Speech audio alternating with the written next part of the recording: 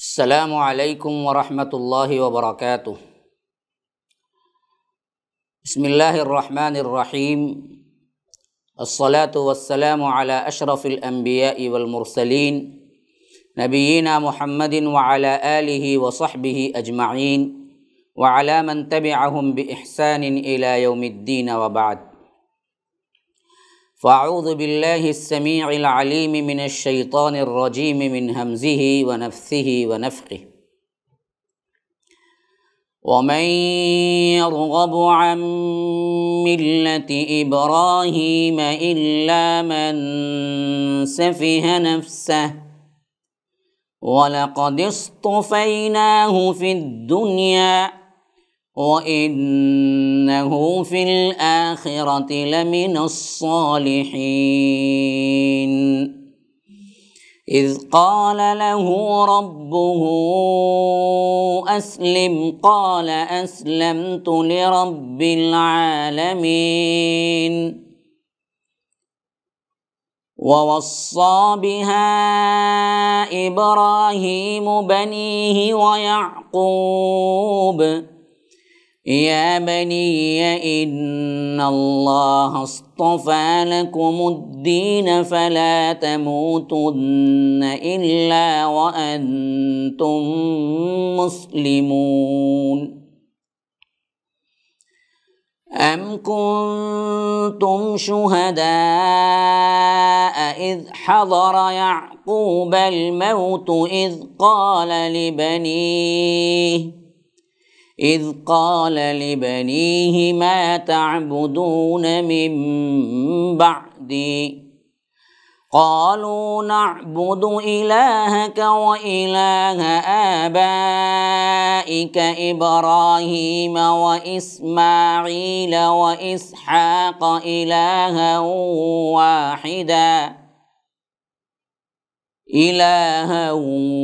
واحدا ونحن له مسلمون تلك أمة قد خلت لها ما كسبت ولكم ما كسبتم ولا تسألون عما كانوا يعملون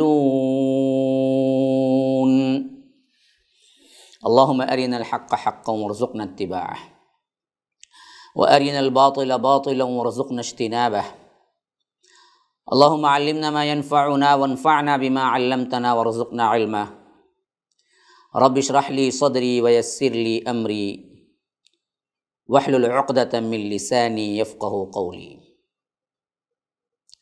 برادران اسلام، واجب الاحترام بزرگوں، دوستوں، عزیز ساتھیوں، لائق احترام ماؤں اور بہنوں، MSLA لائف TV کے ذریعے جو درس قرآن آپ کے سامنے مسلسل پیش خدمت ہے، اس دروس کے ضمن میں آج میں نے جو آیات تلاوت کی ہیں، یہ سورہ بقرہ سورہ نمبر 2 کی 130 اور 131 اور 32 اور اسی طرح 133 اور 34 5 آیات آپ کے سامنے پیش خدمت کیا۔ اللہ تبارک و تعالی ان آیتوں میں حضرت ابراہیم علیہ السلام کا قصہ اور تعمیر کعبہ کا واقعہ بیان کرنے کے بعد تمام وہ ماننے والے جو اس وقت موجود تھے، ہیں اور رہیں گے، ان سب کے بارے میں یہ بالکل ہی، اگر تم ابراہیم علیہ السلام کو مانتے ہو تو کیسے ہونا چاہیے، چیک رکھ دیا کہ وَمَن يَرْغَبُ عَن مِلَّةٍ، ایسے ابراہیم علیہ السلام جو سیدھا دین لے کے آئے، جو توحید لے کے آئے، جو دراصل دعا گو رہے ہمیشہ اپنی ذریت کے سلسلے میں، تو اے مسلمانوں، اے سننے والوں، اے مخاطبین، سب جو بھی تھے، اللہ ان سے خطاب کر کے کہہ رہا ہے کہ کون ہے پھر حضرت ابراہیم کی ملت سے منہ موڑے؟ الا من سفیہ نفسہ، سوائے اس کے کہ کوئی بے وقوف ہو اپنے آپ میں، بے وقوف ہی حضرت ابراہیم کی ملت سے منہ موڑ سکتا ہے۔ دیکھیے ایک خاص لفظ استعمال ہوا ہے، یرغب۔ یرغب کا معنی ایسا ہے عربی کے اندر، اس میں جو صلہ لگتا ہے اس سے معنی بدلتے ہیں۔ رغیبہ الا اگر بولیں گے تو وہاں چاہنے کا مطلب ہو جائے گا، اگر الا کا صیغہ آئے گا، لیکن رغیبہ عن بولیں گے تو بالکل خلاف میں جملہ ہو جائے گا، نفرت کرنا۔ جیسا کہ یہی حدیث میں بھی الفاظ آئے ہیں، فمن رغب عن سنتی، جو کوئی میری سنت سے روگردانی کرے گا، نفرت کرے گا، پلٹے گا۔ تو یہاں پر بھی یہی آیا ہے کہ ومن یرغب عن ملت ابراہیم، کہ ابراہیم کی ملت سے کون انکار کر سکتا ہے، کون پلٹ سکتا ہے، کون منہ موڑ سکتا ہے؟ الا من سفیہ نفسہ، سوائے اس کے کہ کوئی آدمی احمق ہو جائے یا اپنے آپ کو احمق بنا لے، اس کے علاوہ کوئی اعراض نہیں کر سکتا۔ وَلَقَدِ اصْطَفَيْنَاهُ فِي الدُّنْيَا، اور ہم نے دنیا میں ان کو چن لیا تھا، اور وَإِنَّهُ فِي الْآخِرَةِ لَمِنَ الصَّالِحِينَ، اور آخرت میں وہ نیک لوگوں میں سے ہوں گے جن کا درجہ یہ ہے کہ ہم نے دنیا میں منتخب کر لیا، آخرت میں بہت بڑا درجہ رکھ دیا۔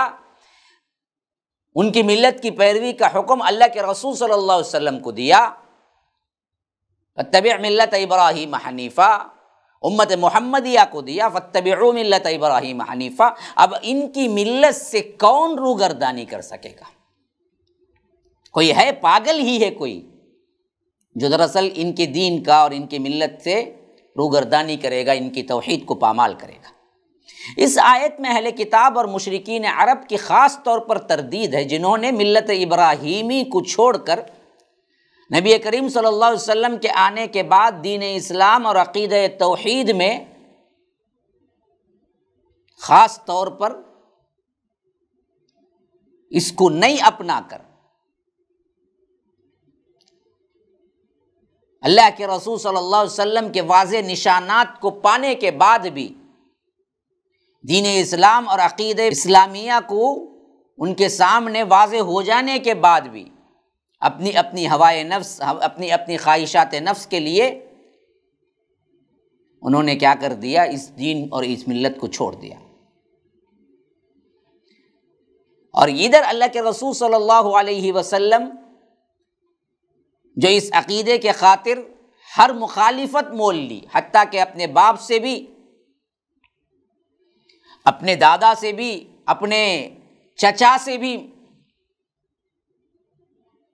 مخالفت مول لینا پڑی، اپنے خاندان سے مخالفت مول لینا پڑی، تو اس کے لیے وہ تیار رہے۔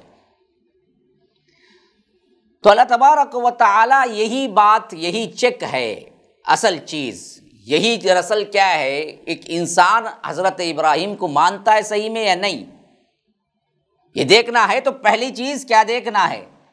توحید کو مانتا ہے، توحید کو مانتا ہے تو واقعتاً مانتا ہے، توحید نہیں مانتا ہے پھر تو کیا ہے، خالی قولی دعووں سے اللہ تبارک و تعالیٰ کو تم دھوکہ نہیں دے سکتے۔ اور حضرت ابراہیم علیہ السلام کا حال اگلی آیت میں بیان کر رہا ہے، اذ قال لہ ربہ اسلم، یاد کرو جب اللہ نے کہا کہ اسلام لاؤ، قال اسلم، تو بغیر کوئی لمحہ جھجکے، ایک لمحہ ضائع کیے، سوچے بنا سیدھے کہا کہ اسلمت لرب العالمین، میں رب العالمین کے لیے تابع فرما بردار بن جاتا ہوں، مسلمان ہو جاتا ہوں۔ تو یہ ہے اصل اطاعت۔ جب بھی اللہ نے پکارا انہیں، فوری طور پر وہ اللہ تبارک و تعالیٰ کے انڈر میں آ گئے، مسلمان ہو گئے۔ پھر فرمایا کہ وَوَصَّى بِهَا إِبْرَاهِيمُ بَنِيهِ وَيَعْقُوبُ، اور اسی طرح ابراہیم علیہ السلام نے بھی اپنے بیٹوں کو یہی وصیت کی، اور یعقوب نے بھی، کہ اے میرے بیٹو، اللہ نے تمہارے لیے دین اسلام کو اختیار کیا ہے، اس لیے جب مرو تو اسلام کی حالت ہی میں مرنا۔ یا بنی، اے میرے بچوں، ان اللہ اصطفیٰ لکم الدین، اللہ نے اس کو اختیار کیا ہے، اسی دین کو پسند کیا ہے۔ فلا تموتن الا وانتم مسلمون، ہرگز تمہیں موت نہ آئے لیکن تم حالت فرما برداری میں رہو۔ اور یہی بات ہمیں باقاعدہ خطاب کر کے سورہ آل عمران میں کہی گئی، 102 آیت نمبر، فرمایا یا ایھا الذین آمنوا اتقوا اللہ حق تقاتہ، اے لوگو جو ایمان لائے ہو اللہ سے ڈرو جیسا کہ ڈرنے کا حق ہے۔ فلا تموتن، دیکھو تمہیں موت نہ آئے، الا وانتم مسلمون، اللہ یہ کہ تم حالت فرما برداری میں رہو۔ وہی بات جو حضرت یعقوب اور حضرت ابراہیم نے اپنے بیٹوں سے کہا تھا کہ یا بنی ان اللہ اصطفیٰ لکم الدین فلا تموتن الا وانتم مسلمون، اور وصیت کا لفظ استعمال کیا ہے۔ اب اس وصیت کی اور زیادہ وضاحت نیچے آ رہی ہے، فرمایا ام کنتم شہداء اذ حضر یعقوب الموت،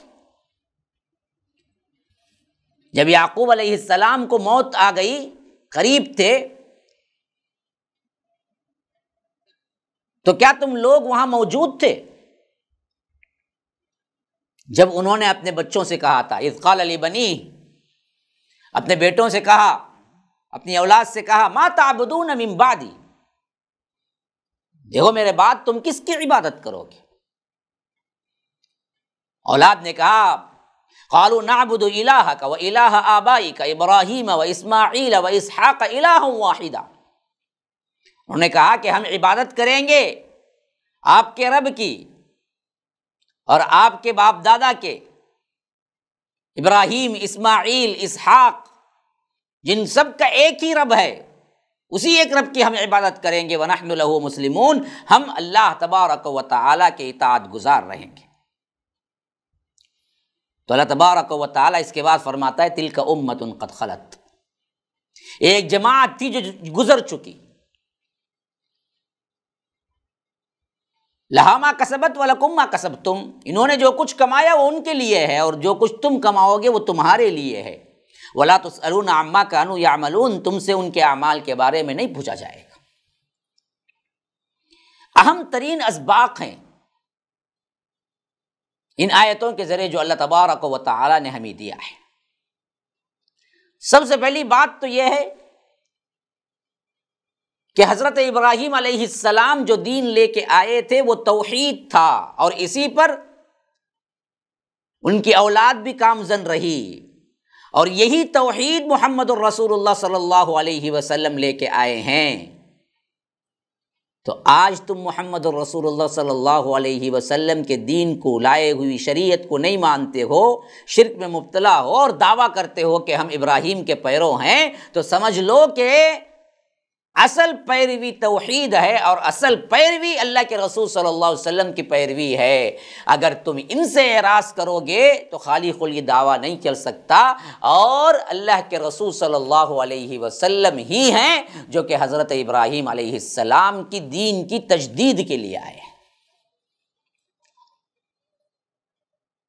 ہمارا خود عقیدہ یہی ہے، بتایا ہے اللہ تبارک و تعالی نے کہ ہم ابراہیم علیہ السلام کے خلاف لے کے نہیں آئے عقیدہ کوئی، وہی عقیدے کی تجدید کے لیے آئے جن کو تم نے نام لے کر مٹا دیا تھا۔ تو کوئی پاگل ہی ہے جو حضرت ابراہیم کی دین کی پیروی نہ کرے گا، کوئی پاگل ہی ہے جو کوئی حضرت ابراہیم علیہ السلام کی ملت سے روگردانی کرے گا۔ تو یہاں جو رسول آئے ہیں وہ روگردانی نہیں کر رہے ہیں، وہ دراصل جس دین کو لے کر آئے اسی دین کی تکمیل کے لیے آئے ہیں۔ بدبختو تم جو ہو وہ نام لے کر صرف حضرت محمد الرسول اللہ صلی اللہ علیہ وسلم کی نافرمانی کر رہے ہو، جبکہ یہ ابراہیم علیہ السلام کی ملت کی پیروی کر رہے ہیں۔ بعینی ہی وہی بات جو اگر آج کے حالات میں دیکھا جائے تو جو کتاب و سنت کو جو پیش کرتا ہے اسے گستاخ رسول کہہ کے، اس پر الزامات لگا کے، اس پر کتاب اور سنت کی بات کو کہنے والے کو غلط سلط عوام کے سامنے پیش کر کے جو مغالطے دے رہے ہیں، انہی لوگوں سے یہ بات گویا کہ کیا کہی جا رہی ہے کہ اصل تو ابراہیم کی پیروی کرنے والے، کتاب و سنت پر چلنے والے یہی لوگ ہیں۔ کون کتاب و سنت سے انکار کرنے والا ہے، کون گستاخ بننے والا ہے رسول کا؟ اصل میں تم ہو جو عاشقان رسول کے نام پر اصل گستاخی کیے بیٹھے ہو۔ بات اصل سمجھنے کی یہ ہے، وَلَقَدِ اصْطَفَيْنَاهُ فِي الدُّنْيَا، اللہ نے جس کو دنیا میں بھی انتخاب کر لیا، اور ان کی آخرت بھی کیا ہے، اللہ تبارک و تعالی نے بہت اونچا مرتبہ دے دیا، اور وہ صالحین میں سے اللہ نے رکھا ان کو، تو ان کی کون دراصل نافرمانی کرنا چاہتا ہے؟ بعینہ اس آیت کے تناظر میں ہم یہ پیغام دے رہے ہیں، کون ایسا بدبخت امتی ہے جو اللہ کے رسول صلی اللہ علیہ وسلم کی گستاخی کر سکتا ہے، یا ان کے لائے ہوئے طریقے سے روگردانی کر سکتا ہے، نفرت کر سکتا ہے؟ ارے انہی کی پیروی اور انہی کے لیے سب کچھ قربان ہے، یہی چیز بتا رہے ہیں ہم اللہ کے رسول صلی اللہ علیہ وسلم کی گستاخی کا تصور بھی نہیں کر سکتے، لیکن جو نام لے کر گستاخی کر رہے ہیں اللہ کے رسول کا نام، لیکن اصل ہو رہی ہے گستاخی، وہ لوگ دھوکہ دے رہے ہیں لوگوں کو کہ ہم اصل چاہنے والے ہیں۔ چاہنے والے پکار لینے سے نہیں ہوتا، عمل سے دکھاؤ۔ جیسے اللہ کے رسول صلی اللہ علیہ وسلم نے عمل کیا، سیرت، اس پر چل کے دکھاؤ۔ جس کاز کے لیے تن من دھن لگایا اس پر چلو، اسی کاز کو اپنی زندگی کا بھی ایم بناؤ۔ ہے تمہارے لیے یہ بات؟ نہیں، قبروں کو پکا کر کے اینٹوں کو اٹھا کر گنبدیں بنانے میں اپنی زندگی لگا رہے ہو۔ اگر وہ نہیں ہے تو نام سے دراصل کچھ نہیں ہوتا، پکار لینے سے کچھ نہیں ہوتا۔ یہی حالت اس وقت کے مشرکین اور اہل کتاب کی تھی کہ اس وقت صحیح پیروی کرنا تھا تو اللہ کے رسول صلی اللہ علیہ وسلم کی اطاعت میں آ جانا تھا، لیکن نام تو پکارتے تھے کہ ہم ہی اصل میں ابراہیم کے وارث ہیں، ہم ہی اولاد ابراہیم ہیں، ہم فلاں ہیں، لیکن اصل کام جو ابراہیم علیہ السلام نے کیا وہ کر رہے تھے اللہ کے رسول، جس کا ساتھ یہ نہیں دے رہے تھے۔ آج بھی توحید کا جو کام ہو رہا ہے اس کا ساتھ دے رہے ہیں تو تم اللہ کے رسول صلی اللہ علیہ وسلم کو صحیح مان رہے ہو۔ جب رسول جو لائے، جس کاز پر آئے، اس کاز پر کام نہیں ہو رہا ہے، جس کو توڑنے کے لیے آئے، جس کو مٹانے کے لیے آئے، ان کاموں میں اپنا ساتھ دیتے ہو۔ قبروں کی پوجا، قبروں کو کیا ہے مزین کرنا، درگاہوں کو مزین کرنا، درگاہوں میں بڑے بڑے عمارتیں بنانا، جس کو اللہ کے رسول صلی اللہ علیہ وسلم نے فرمایا کہ توڑو اور قبروں کو برابر کرو۔ خلاف کام کر کے دعویٰ کر لینے سے وہ دعویٰ صحیح نہیں ہو جاتا۔ اسی واسطے حضرت ابراہیم علیہ السلام کو آئیڈیل نمونہ بنا کے اس وقت کے تمام گروہوں کو اللہ تبارک و تعالی نے یہ چیک رکھا کہ اصل چیز تم پیروی کرتے ہو، مانتے ہو ابراہیم علیہ السلام کو، تو اس نبی کی پیروی کرو اور اس نبی کو مانو۔ بعینہ ہی اسی طرح آج تمام گروہوں کے لیے چیک ہے کہ واقعتاً تم اللہ کے رسول صلی اللہ علیہ وسلم کو مانتے ہو تو اللہ کے رسول صلی اللہ علیہ وسلم نے جو کام کیا ہے، توحید پر جو اپنا تن من دھن لگایا ہے، اس کو لگاؤ، اور اس کو لگانے والوں کے ساتھ تم بھی ہو جاؤ، توحید کا کام کرو۔ اگر یہ کام تم نہیں کرو گے اور توحید پر تم تانا زنی کرو گے تو یاد رکھو تم اللہ کے رسول صلی اللہ علیہ وسلم کو ماننے والے نہیں ہو سکتے، جیسے وہ لوگ ابراہیم علیہ السلام کو ماننے والے نہیں تھے۔ پھر فرمایا اذ قال له ربه اسلم، یہ فرما برداری کا ایک انتہائی اعلیٰ نمونہ تھا کہ اللہ نے حضرت ابراہیم سے کہا کہ ابراہیم مسلم ہو جاؤ، اسلم۔ اتنے بڑے مناظر، ان کے مناظرے مشہور ہیں اور قرآن نے خود ذکر کیا ہے، الم تر الی الذی حاج ابراہیم فی ربہ ان آتاہ اللہ الملک، جو نمرود سے مناظرہ ہوا، جسے کیا ہے بالکل ایسا تماچا، زناٹا دار تماچا دیا کہ وہ جواب تک بھی نہیں بن پڑا اس کو۔ فبہت الذی کفر، مبہوت ہو کے رہ گیا۔ ایسی بہترین تقریر اور ایسا بہترین منہ توڑ جواب دینے والے اللہ کے سامنے کس طرح عاجزی ہے۔ دیکھیے کہ اللہ نے کہا کہ اسلم، مسلمان ہو جاؤ، کیوں ہونا ہے، کتنا ہونا ہے، کون سی بات ہے، کتنا تک ماننا چلے گا، کتنا تک یہ کوئی سوال نہیں۔ فرمایا اسلمت لرب العالمین، کہ میں پروردگار عالم کے لیے مطیع و فرما بردار ہوتا ہوں۔ بس اب یہ مطیع و فرما برداری میں خواہ آگ میں جانا پڑے قبول ہے، خواہ ہجرت کرنا پڑے اکیلے تنہا صرف بیوی اور ایک بچہ ساتھ میں ہے، قبول ہے۔ پھر بہت پریشانی کے عالم میں اللہ کہتا ہے کہ جاؤ وادی غیر ذی زرع، جہاں پر کوئی چیز اگتی نہیں ہے وہاں پر معصوم سے بچے کو چھوڑاؤ، وہ بھی وہ معصوم بچہ جو سالوں دعا کرنے کے بعد پیدا ہوا۔ حکم ادھر فرما برداری، کسی میں کبھی بات نہیں اٹھائی کہ اے اللہ یہ کیسے ہوگا، وہاں میری بیوی کو کون دیکھے گا، میں چھوڑ کے آ جاؤں تو وہ لوگ تو کیا ہیں بھوک سے مر جائیں گے، اللہ تو کیا انتظام کر کے رکھا ہے، کچھ سوال نہیں۔ اور اسی چیز کو یعنی توحید ہی کو قائم رکھنے کے لیے تمام انبیاء آئے، اور بنی اسرائیل کے بھی انبیاء اور خود حضرت ابراہیم اور ان کا خاندان بھی اسی پر رہا، یہی کاز رہا۔ یہ بتانے کے لیے اگلی دو آیتیں ہیں جو سب سے بڑی شاہد ہے۔ بدبختوں کوئی اور کام نہیں سوائے توحید کے، اس لیے فرمایا وَوَصَّىٰ بِهَا إِبْرَاهِيمُ بَنِيهِ وَيَعْقُوبُ، پوری زندگی اللہ ایک کی بندگی کے لیے کوششیں کرتے رہے یہاں تک کہ آخری وقت موت کا آیا تو اس وقت بھی وصیت جو کر رہے ہیں اپنے بیٹوں کو، وہی وصیت اللہ نام لے کے کہہ رہا ہے، ابراہیم نے بھی وہی وصیت اور ان کے بیٹے یعقوب نے بھی وہی۔ کیا وصیت تھی؟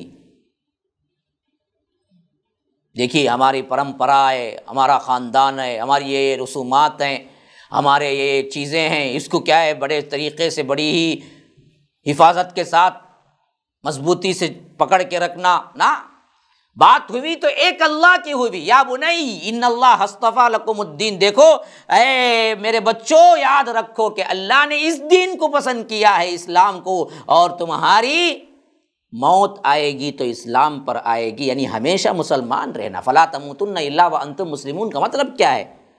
موت نہ آئے مگر تم مسلمان ہو کا مطلب موت جیسے آنے کا مقررہ وقت نہیں ہے، ویسے ہی تمہیں معلوم نہیں ہے کہ موت کب آئے گی، تو اس واسطے زندگی کا لمحہ لمحہ، جنبش، گھر کے اندر گھر کے باہر، کمرے کے اندر کمرے کے باہر، دنیا میں کہیں بھی رہو تم پورے اسلام پر نافذ سے رہو اور چلتے رہو، جیسے موت کبھی نہیں آئے گی، کبھی آئے گی، کون سا وقت آئے گی، جیسے اس پر کوئی نہیں کہہ سکتا، اس واسطے کوئی خاص وقت میں مسلمان بن کے رہ جاؤ نہیں کہا، فرمایا کہ فلا تموتن الا وانتم مسلمون، کہ تم ہمیشہ ہمیشہ مسلمان رہو، جب بھی موت آئے گی نا اس وقت تم مسلمان ہی رہو گے۔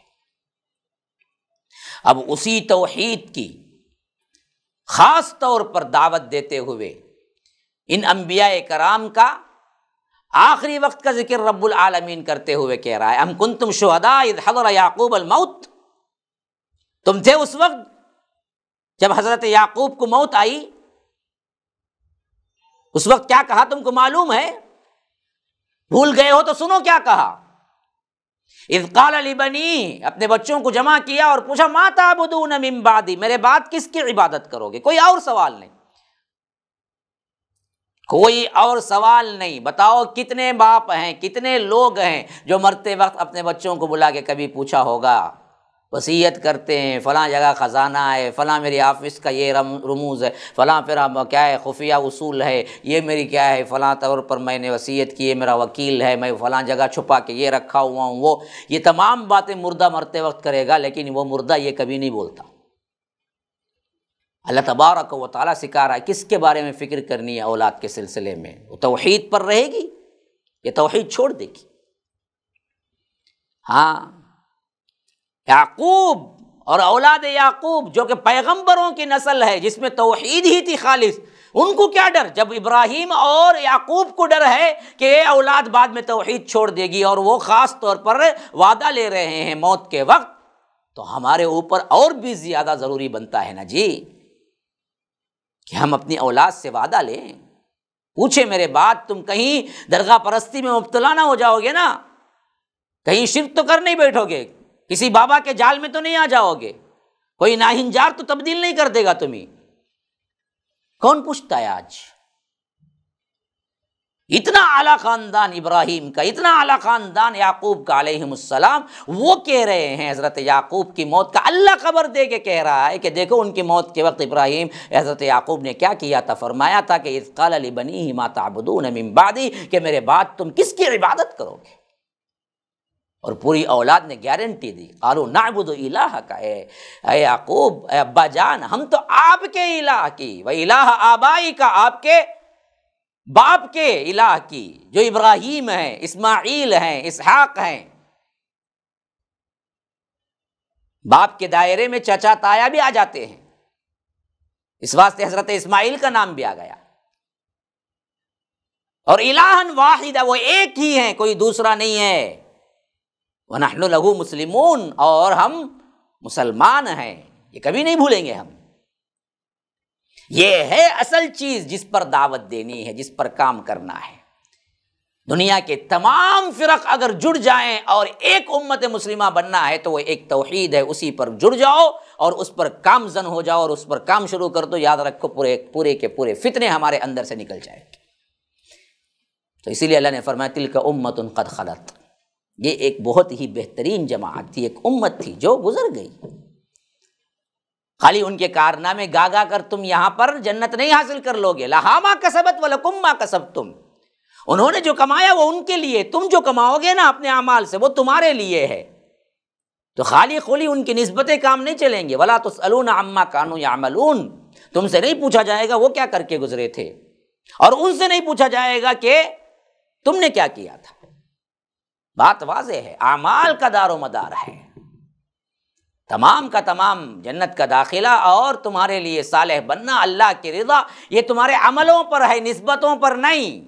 نسبتیں ہاں ضرور کام دیں گی جب تمہارے عمل بھی اچھے ہوں گے، ورنہ عمل برے ہوں گے اور نسبتیں تمہاری کتنی بڑی اونچی اونچی کیوں نہ ہو، نبیوں سے کیوں نہ نسبت ہو جائے، اعمال اگر صحیح نہیں ہے تو کام نہیں دے گی۔ ھذا وباللہ التوفیق وصلی اللہ وسلم علی نبینا محمد۔ اسأل اللہ لی ولکم ولسائر المسلمین من کل ذنب فاستغفروہ انہ هو الغفور الرحیم۔ والسلام علیکم ورحمۃ اللہ وبرکاتہ۔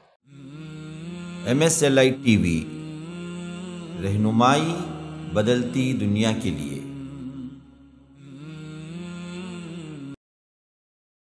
السلام علیکم ورحمۃ اللہ وبرکاتہ۔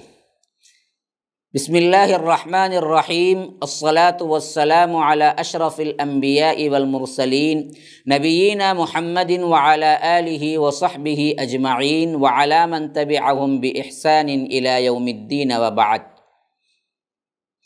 برادران اسلام، واجب الاحترام بزرگوں، دوستوں، عزیز ساتھیوں، لائق احترام ماؤں اور بہنوں، الاحادیث النبویہ کا یہ سلسلہ اللہ تبارک و تعالیٰ کے فضل و کرم سے آپ لوگوں کے سامنے مسلسل پیش خدمت ہے، جس میں ہم نے درس بخاری کی کتاب الایمان کی حدیثیں پڑھ رہے ہیں، اور اس میں بھی حدیث نمبر 54 تک گزشتہ کے درس میں ہم پڑھ چکے ہیں۔ آج آپ کے سامنے حدیث نمبر 55 جو کہ امام بخاری اس طرح لائے ہیں، میں آپ کو پڑھ کے سناتا ہوں۔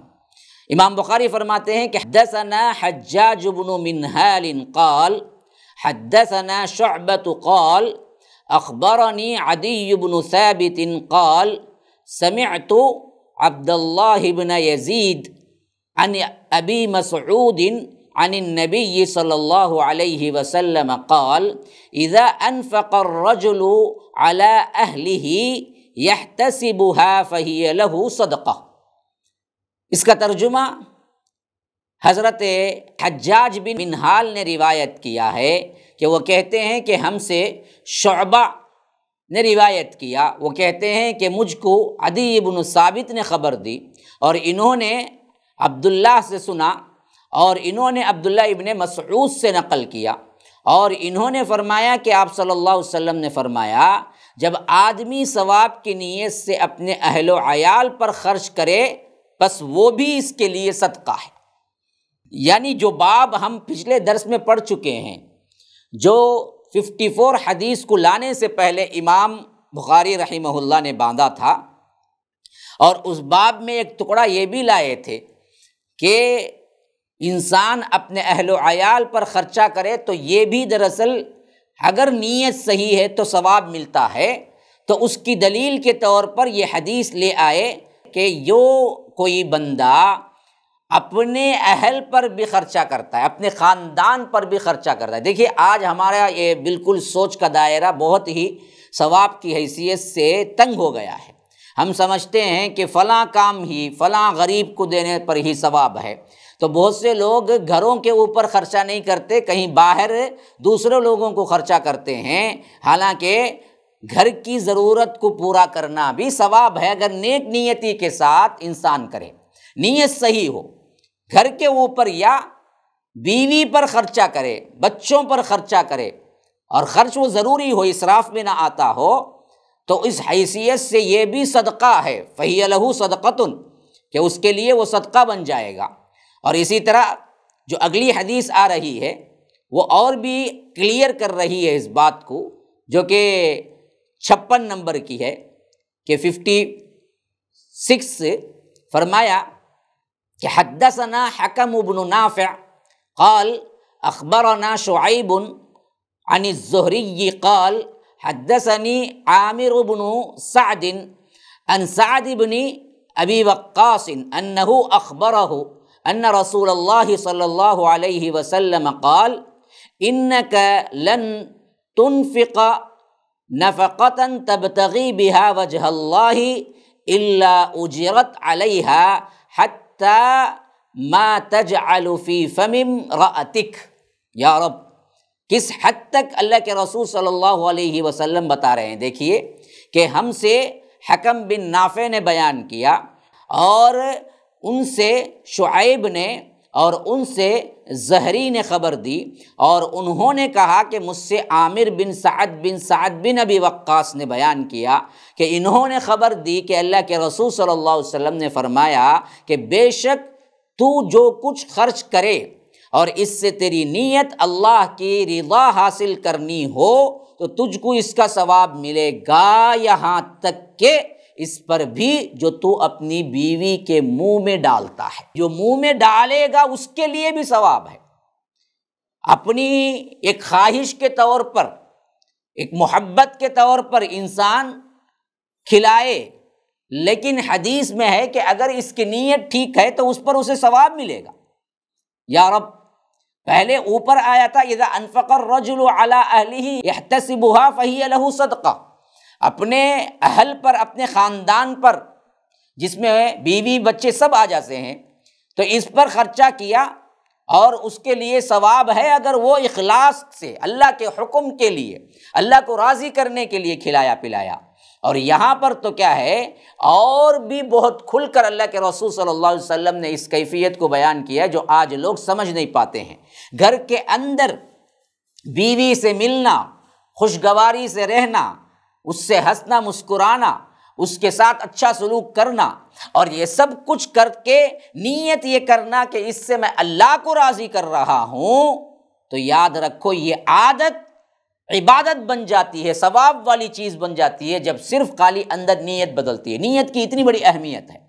اگر کوئی بندہ اپنی بیوی کو کھلاتا ہے، اپنی بیوی کو اچھا رکھتا ہے، اپنے بچوں کو اچھا رکھتا ہے، مال بہت خرچہ کرتا ہے، لیکن اس میں بلا نیت کہ صرف اس واسطے کرتا ہے کہ اس سے محبت ہے یا اس سے کیا ہے، اسے ایک لگاؤ ہے یا میرے بیوی بچے ہیں، تو یہاں تک وہ ٹھہر جاتا ہے اور خرچہ کرتا ہے تو وہ ایک عادت ہے۔ لیکن اگر اس کے ساتھ اس کی نیت صرف اندر یہ تبدیل ہوتی ہے کہ میں اس کے ساتھ یہ اچھا سلوک، یہ لے کر دینا، یہ چیزیں، یہ تمام کھانا پینا جو بھی میں کر رہا ہوں یہ اس واسطے کر رہا ہوں کہ میرے رب نے میرے حبیب کے ذریعے مجھے حکم دیا ہے، میں اس کو خوش کرنا چاہتا ہوں، تو خالصۃ لوجہ الکریم، اسی لیے فرمایا کہ انک لن تنفق نفقۃ تبتغی بها وجہ اللہ الا اجرت علیہا، کہ ایک لقمہ، ایک صدقہ، ایک چھوٹی سی چیز، ایک اللہ کی راہ میں خرچ کرنے والا جو بھی عمل ہے وہ صرف اللہ کے لیے خالصۃ لوجہ الکریم اگر کرتا ہے تو اس کے لیے اللہ اجر رکھتا ہے، حتیٰ ما تجعل فی فم امرأتک، کہ یہاں تک کہ تو اپنی بیوی کے منہ میں لقمہ ڈالا، جو لقمہ ڈالا اس کے لیے بھی۔ یہاں یہ بات کہ بڑی اہم نقطے کے طور پر محدثین بیان کرتے ہیں، وہ یہ کہ انتہائی اگر کیا ہے محبت کی علامت ہے اور انتہائی غضب کی حالت میں بھی محبت کو تبدیل کرنا ہے تو یہ نسخہ اپناؤ کہ اپنے ہاتھ سے بیوی کو کھلاؤ۔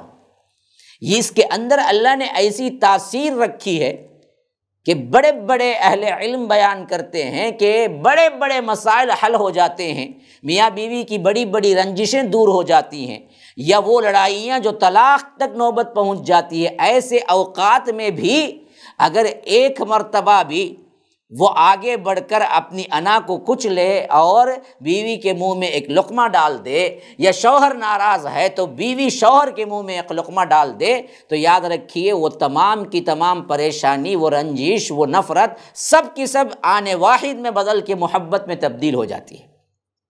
اس کی طرف اللہ کے رسول صلی اللہ علیہ وسلم نے یہاں پر اشارہ کیا ہے کہ فی فم امرأتک، منہ میں جو ڈالے، یہ اور بات ہے کہ وہ خود منہ میں ڈالے تو بھی اصل مقصود تو شوہر کما کے جو لایا ہے اس سے مطلب پورا ہو جاتا ہے، لیکن یہاں پر اگر ذرا سا ہم عمیق نظر سے دیکھیں گے تو ایک اشارہ ملتا ہے، ایک محبت کی علامت ملتی ہے، وہ یہ کہ تم اللہ کی رضا کے لیے بیوی کو اپنے ہاتھ سے کھلاؤ گے تو اس پر بھی ثواب ہے۔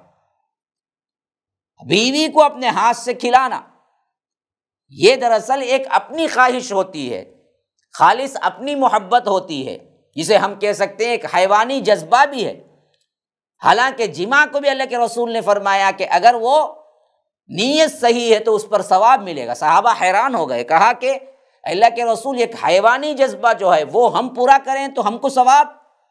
فرمایا کہ اگر تم حلال طریقے سے اس کو پورا نہ کرو اور حرام طریقے سے زنا کرو تو تمہیں عذاب نہیں ملے گا؟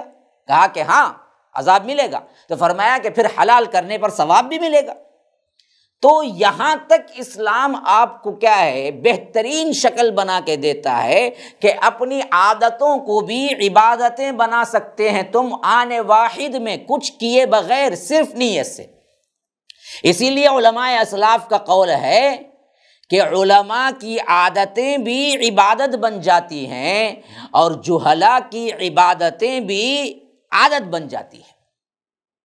بڑا عمیق اور بہترین طور پر علماء کے اور عوام کے درمیان یہاں پر موازنہ کر کے بتلایا گیا ہے۔ دیکھیے عالم ہے، علم اور نیت کی اہمیت جانتا ہے تو وہ ہر ایک عمل پر جو اس کی عادت ہے، نہانا عادت ہے، کھانا عادت ہے، بیوی کو کھلانا عادت ہے، لیکن ان سب چیزوں میں اگر وہ نیت کر لے اللہ کے حکم اور اس کی رضا کے لیے میں کر رہا ہوں، اللہ کے حکم کے لیے ثواب کی نیت سے کر رہا ہوں، نہا رہا ہے لیکن اللہ کے حکم کی وجہ سے ثواب کی نیت سے کہ میں پاکی طہارت حاصل کرنا ہے مجھے، اس کے لیے نہا رہا ہوں، کھا رہا ہے اللہ کے حکم اور اس کی رضا کے لیے کہ اللہ نے مجھے حلال رزق کھانے کا حکم دیا اور اس کے ذریعے میں دین کی اسلام کی خدمت کروں گا، اس لیے کھا رہا ہے۔ تو یہ تمام عادتیں علماء نیت کو سمجھتے ہیں اور نیت کے ساتھ کریں گے تو یہ عادتیں عبادتیں بن جاتی ہیں، اور جہلاء نیت سے غافل لوگ ان کی عبادتیں بھی عادتیں بن کے رہ جاتی ہیں۔ وضو کر رہا ہے، خیال کدھر، نہ وضو کی نیت کیا نہ اس سے پاکی کی نیت کیا، نماز پڑھ رہا ہے، خیال کدھر، کون سی جماعت میں، کون سی رکعت میں، کون سے وقت شامل ہوا امام کے ساتھ وہ بھی اس کو معلوم نہیں ہے، بھول گیا سب، چلتا آیا کھڑا ہو گیا، اسے یاد بھی نہیں ہے، اسے نہ نیت کی کہ میں نیت پڑھ رہا ہوں نماز کی۔ الفاظ سے کہنا بالکل بدعت ہے، لیکن اپنے ذہن کو یکسو کرنا کہ میں نماز میں ہوں، میں امام کے پیچھے کھڑا ہو گیا ہوں، میں اللہ کے دربار میں ہوں، اللہ تبارک و تعالی سے سرگوشی میں ہوں، یہ نیت کا جو مغز ہے وہ ملتا ہی نہیں ہے اس کو، تو نماز پڑھ کے بھی وہ عادت ہے، بس رسماً وہ ہمیشہ کیا کرتا ہے مسجد میں آ کے اٹھک بیٹھک کرتا ہے، تو وہی ملے گا اس کو، کیونکہ نیت نہیں تھی۔ تو نیت کا بہت اہم ترین درجہ ہے اسلام میں، اور یہاں پر اشارہ بھی مل رہا ہے کہ محبت یہ صرف اور صرف خاندان کو استوار کرنے اور تمہارے ازواجی تعلقات کو مضبوط رکھنے کا نام نہیں ہے، بلکہ تم اسی محبت کے ناطے ثواب بھی کما سکتے ہو اگر نیت صحیح ہو جائے۔ بیوی کے منہ میں لقمہ ڈالے، اس پر بھی تمہیں ثواب ملے گا۔ اور خاص کر میں نے جو بتایا تھا، کئی واقعات میں لوگ بتاتے ہیں، علماء وہ واقعات تحریر کیے ہیں کہ کبھی لڑائی جھگڑا ہو گیا، پریشان حال ہے بندہ۔ ایک مرتبہ میں نے پڑھا تھا کہ میاں بیوی کی سخت لڑائی تھی، کئی دنوں سے بات چیت نہیں چل رہی تھی، کھانے کے میز پر بھی آمنا سامنا نہیں ہوتا تھا، بیوی کبھی کھا لیتی شوہر کو رکھ دیتی، شوہر کھا لیتا، اور اس طرح چل رہا تھا۔ تنگ آ گیا، اس نے فون کیا مولانا کو فون کر کے کہا کہ آپ کوئی حل بتائیں کہ جھگڑا طویل سے طویل تر ہوتا جا رہا ہے۔ تو میں نے پڑھا کہ انہوں نے جو بتایا وہ بندے کو عجیب نسخہ تھا۔ انہوں نے کہا کہ کسی بھی طرح کوشش کرو اور ایک ساتھ بیٹھ کے کھانا کھاؤ، اور کھانا کھاتے کھاتے ایک لقمہ منہ میں ڈال دو، اپنے ہاتھ سے ایک لقمہ بیوی کے منہ میں ڈال دو۔ وہ بندہ چیخ اٹھا کہ مولانا وہ سامنے آنے سے کترا رہی ہے، کھانا ایک ساتھ نہیں بیٹھتی ہے اور میرے سامنے آ کر کھانا نہیں رکھتی ہے، تو کہیں وہ مجھے تھپڑ نہ مار دے، میں کیسے کیا کروں، اس کے سامنے کھانا کھلاؤں یا اسے اس کے منہ میں لقمہ ڈالوں؟ انہوں نے کہا کہ کوشش تمہاری، میں نے نسخہ بتا دیا، کوشش کر کے دیکھو، تمہیں اس کے بعد رزلٹ سنانا کیا ہوتا ہے۔ وہ بندہ کہتا ہے کہ پھر میں نے تلاش کیا، بڑی ہمتیں کی، اندر کیا ہے، بڑی اپنے آپ کو منوایا کہ کہیں تھپڑ پڑے گی تو بھی برداشت کر لیں گے، کیونکہ بیوی اتنے غصے میں جو تھی تو اسے اندازہ بھی نہیں تھا کہ اس کا ریئیکشن کیا ہوگا۔ لیکن ہوا یہ کہ وہ کسی بھی طرح موقع مل کے وہ اس موقع سے فائدہ اٹھا کے لقمہ اٹھا کے منہ میں ڈالا بیوی کے، تو حیرت سے اس کی آنکھیں پھٹی کی پھٹی رہ گئی۔ کہاں تھپڑ کا خیال تھا، وہاں تو نظریں جھکی ہوئی وہ معافی مانگ رہی تھی۔ آپ اتنے اچھے کیسے بن گئے؟ ضرور یہ نسخہ دراصل کیا ہے کسی اور نے بتایا ہوگا، آپ کے تو دماغ میں نہیں آیا ہوگا۔ تو اس حد تک کیا ہے، بیوی کے اندر چینج جو آیا کہ وہ بندہ پریشان ہو گیا، حیران ہو گیا۔ تو یہ چیز ایک بہت اہم کردار ادا کرتی ہے میاں بیوی کے تعلقات میں، کہ ہاتھ سے ایک لقمہ کھلا دینا، خواہ شوہر کا مسئلہ ہو تو بیوی کا مسئلہ ہو تو شوہر۔ اس کے بارے میں اللہ کے رسول صلی اللہ علیہ وسلم نے یہاں اشارہ دیا ہے۔ اب آگے چلیے، اللہ کے رسول صلی اللہ علیہ وسلم کی جو احادیث امام بخاری رحمہ اللہ لا رہے ہیں، نیت، عمل اور اسی طرح اعمال، نماز، زکوٰۃ، یہ سب ایمان میں داخل ہیں۔ یہ بنیادی مقصد ہے جو کتاب الایمان کے اندر احادیث سے امام بخاری لا رہے ہیں۔ تو اگلی حدیث اس کو لانے سے پہلے امام بخاری رحمہ اللہ نے یہاں پر بھی عنوان باندھا ہے، باب باندھا ہے، اور باب اس طرح باندھا ہے کہ باب قول النبی صلی اللہ علیہ وسلم الدین النصیحہ للہ ولرسولہ ولأئمۃ المسلمین وعامتہم وقولہ تعالی اذا نصحوا للہ ورسولہ، کہ اس باب میں یہ بیان فرمانا ہے کہ دین سچے دل سے فرما برداری اور اس کے رسول اور مسلمان حاکموں اور تمام مسلمانوں کے خیر خواہی کا نام ہے۔ اور اللہ نے سورہ توبہ میں فرمایا جب وہ اللہ اور اس کے رسول کی خیر خواہی میں رہیں، تو انہوں نے کیا کیا، حدیث کو بنیاد بنایا اور اللہ کے قرآن کا ایک آیت کا جملہ انہوں نے دلیل بنایا کہ دین جو کہ ایک جگہ وہی دین ایمان کا بھی لفظ استعمال کر لیتا ہے، وہی دین اسلام کا بھی لفظ استعمال کر لیتا ہے۔ تو دین، اسلام، ایمان، ان تمام میں اعمال شامل ہیں، اسی واسطے کیونکہ حدیث میں آیا ہے کہ الدین النصیحہ، دین کیا ہے، سراپا خیر خواہی ہے، اور وہ اللہ کے لیے خیر خواہی، اللہ کے رسول کے لیے خیر خواہی، ولی ائمۃ المسلمین، مسلمان حکمرانوں کے لیے خیر خواہی، وعامتہم، اور عام لوگوں کے لیے خیر خواہی کا نام ہے۔ اور اسی طرح اللہ تبارک و تعالی نے اللہ اور اس کے رسول کے لیے خیر خواہی چاہنے کا ہمیں بتایا بھی ہے۔ تو یہ تمام چیزیں عمل ہیں، اور عمل دین ہے، تو ایمان دین ہے۔ دین کو ایمان بھی کہا ہے، ایمان کو دین بھی کہا ہے، دین کو اسلام بھی کہا ہے، اسلام کو دین بھی کہا ہے۔ تو یہ تمام چیزیں جب اس میں داخل ہیں تو معلوم ہوا کہ عمل کے بغیر ایمان مکمل نہیں ہوتا۔ پھر اس کے بعد اب حدیث لائے ہیں 58 حدیث نمبر، جو اس طرح ہے۔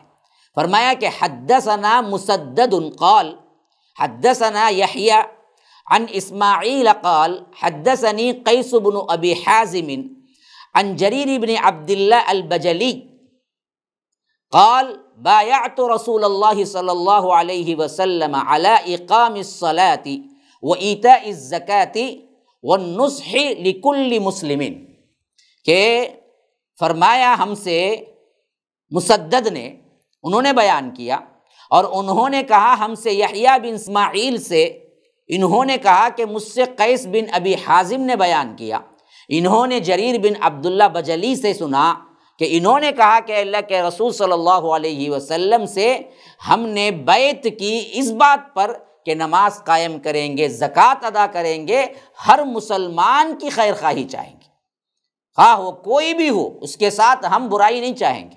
اس پر ہم نے بیعت کیا باقاعدہ طور پر، یا رب، اللہ کے رسول صلی اللہ علیہ وسلم نے اس پر بیعت لیا، بایعت رسول اللہ صلی اللہ علیہ وسلم علی اقام الصلاۃ و ایتاء الزکاۃ والنصح لکل مسلم، ہر مسلمان سے خیر خواہی چاہیں گے۔ اسی واسطے حضرت عبداللہ البجلی کا یہ واقعہ مؤرخین روایت کرتے ہیں کہ ایک زمانہ بعد ایک مرتبہ اپنے غلام کو ایک گھوڑا بیچنے کے لیے دیا، جو کہ 200-300 درہم کا تھا، اور اس نے کیا کیا، اس کو 800 درہم میں بیچ کے لایا۔ جب وہ غلام اپنے کارنامے پہ خوش تھا، سوچ رہا تھا کہ میرے آقا مجھے شاباشی دیں گے، وہ خوش خوش آ کے بتایا کہ میں آپ کا مال بہت ہی قیمت میں، بہت ہی قیمتی بنا کے بھیجا ہوں، جہاں تم 300-400 درہم دیکھ رہے تھے، میں 700 درہم لایا ہوں۔ تو حضرت عبداللہ البجلی نے کہا کہ فوری وہ سوار خریدنے والے کو، وہ گھوڑا خریدنے والے کو بلاؤ اور اس کو لے کے آؤ۔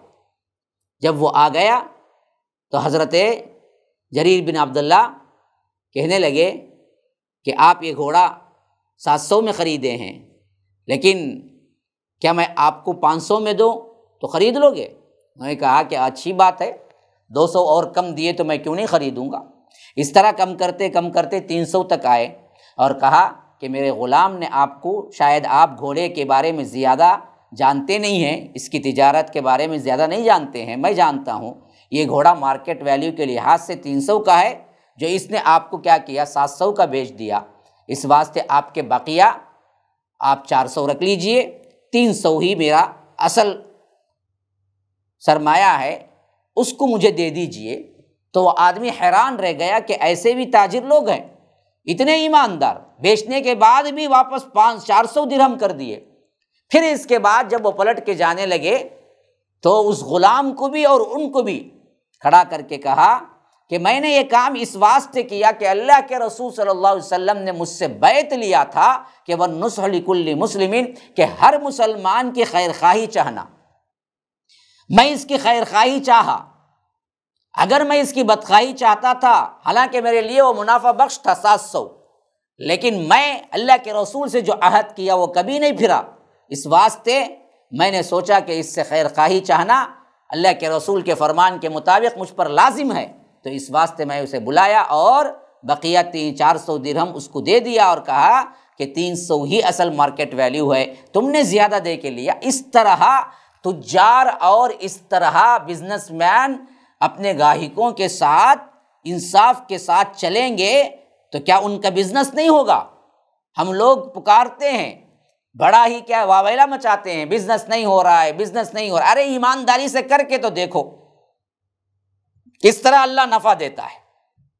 نہ گاہک تاجر کو ٹھگانے میں لگا رہے، نہ تاجر گاہک کو ٹھگانے میں لگا رہے، دونوں انصاف پر چلے تو یاد رکھیے تجارت کا معاملہ اللہ تبارک و تعالیٰ نے بہت نفع بخش رکھا ہے، نقصان ان کو ہوتا ہے جو ٹیڑھی راہ اختیار کرتے ہیں، دھوکہ بازی اختیار کرتے ہیں، تب کہیں جا کے ان کو یہ معاملہ ہوتا ہے۔ ھذا وباللہ التوفیق، صلی اللہ وسلم علی نبینا محمد۔ اسأل اللہ لی ولکم ولسائر المسلمین من کل ذنب فاستغفروہ انہ هو الغفور الرحیم۔ والسلام علیکم ورحمۃ اللہ وبرکاتہ۔ MSLI ٹی وی، رہنمائی بدلتی دنیا کے لیے۔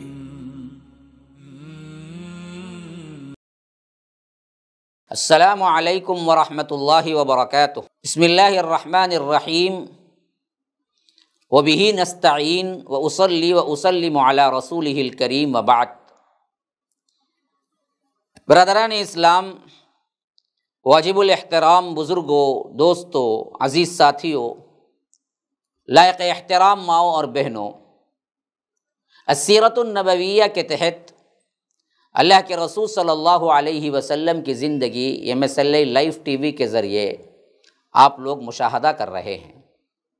اللہ کا فضل یہ ہے کہ ہمیں یہ توفیق بخشی کہ سیرت مبارکہ آپ کے سامنے پیش کریں، اور آپ کو یہ توفیق بخشی کہ آپ اس کو سننے کی اور عمل کرنے کی کوششوں میں لگے ہوئے ہیں۔ یہ سب اللہ تبارک و تعالیٰ کا کرنا ہے۔ جو کوئی اچھائی چاہتا ہے اللہ تعالیٰ اس کے لیے راہیں کھولتا ہے، جو کوئی برائی چاہتا ہے اس کے لیے اللہ تعالیٰ راہیں کھولتا ہے۔ اصل تو کوشش میں، لگاؤ میں، نیتوں پر اللہ تبارک و تعالیٰ دینے والا ہے۔ والذین جاہدوا فینا لنہدینہم سبلنا، اگر ہماری راہ میں کوششیں کریں گے تو ہم ان کے لیے کیا ہیں، راہیں کھولیں گے۔ تو ہماری بھی یہ حقیر سی کوشش یہ ہے کہ اس MSLI لائیو ٹی وی کے ذریعے آپ کو اسلام کا مکمل ایک خاکہ اور ایک مکمل اسلام کا مضمون دے دیں، جس میں ہر بات کتاب و سنت سے آپ کو مل جائے۔ تو سیرت النبی صلی اللہ علیہ وسلم کو بیان کرنے کا بھی یہی مقصد ہے، اور اللہ تبارک و تعالیٰ کا فضل ہے کہ ہم غزوہ بدر کو ابھی گزشتہ اور آج کا یہ درس اسی کے بارے میں ہم پڑھ رہے ہیں۔ خاص کر گزشتہ کے ایپیسوڈ میں نے بتایا تھا کہ جب دونوں لشکر آمنے سامنے ہو گئے تو ایسے وقت میں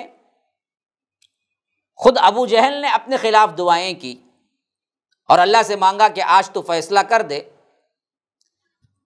اب اللہ تبارک و تعالیٰ نے فیصلہ کر دیا، حق حق واضح ہو کے آ گیا، باطل باطل ہو کر رہ گیا۔ فَيُحِقُّ اللَّهُ الْحَقَّ بِكَلِمَاتِهِ، اللہ تبارک و تعالیٰ نے ظاہر کر کے رکھ دیا کہ حق کیا ہے۔ اب یہ معرکہ کس طرح شروع ہوا، یہ بڑا ہی دلچسپ اور اسی وقت ایک فیصلہ کن انداز لیے ہوئے تھا۔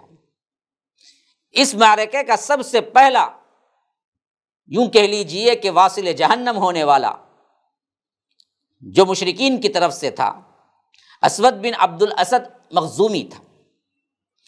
یہ شخص بڑا اڈیل، بد خلق اور بد اخلاق تھا۔ یہ کہتے ہوئے میدان میں نکلا کہ میں اللہ سے عہد کرتا ہوں ان کے حوض کا پانی پی کر رہوں گا، ورنہ اسے ڈھا دوں گا یا اس کے لیے جان دے دوں گا۔ جیسا کہ میں نے پہلے بتایا تھا کہ اللہ کے رسول صلی اللہ علیہ وسلم جیسے ہی میدان جنگ میں اترے، بدر کے مقام پر ایک چشمے کا حوض بنا لیا، بقیہ سب چشمے جو تھے اس کو مٹی سے پاٹ دیا، اور مشرکین مکہ جب پہنچے ان کے لیے پانی کا کوئی نظم نہ تھا، کوئی انتظام نہ تھا، اور پہلے کوشش ہوئی تو ناکام ہوئی۔ تو اب دراصل سب سے پہلے ایک شخص نکلا جس کا نام کیا تھا، اسود بن عبد الاسد مخزومی تھا۔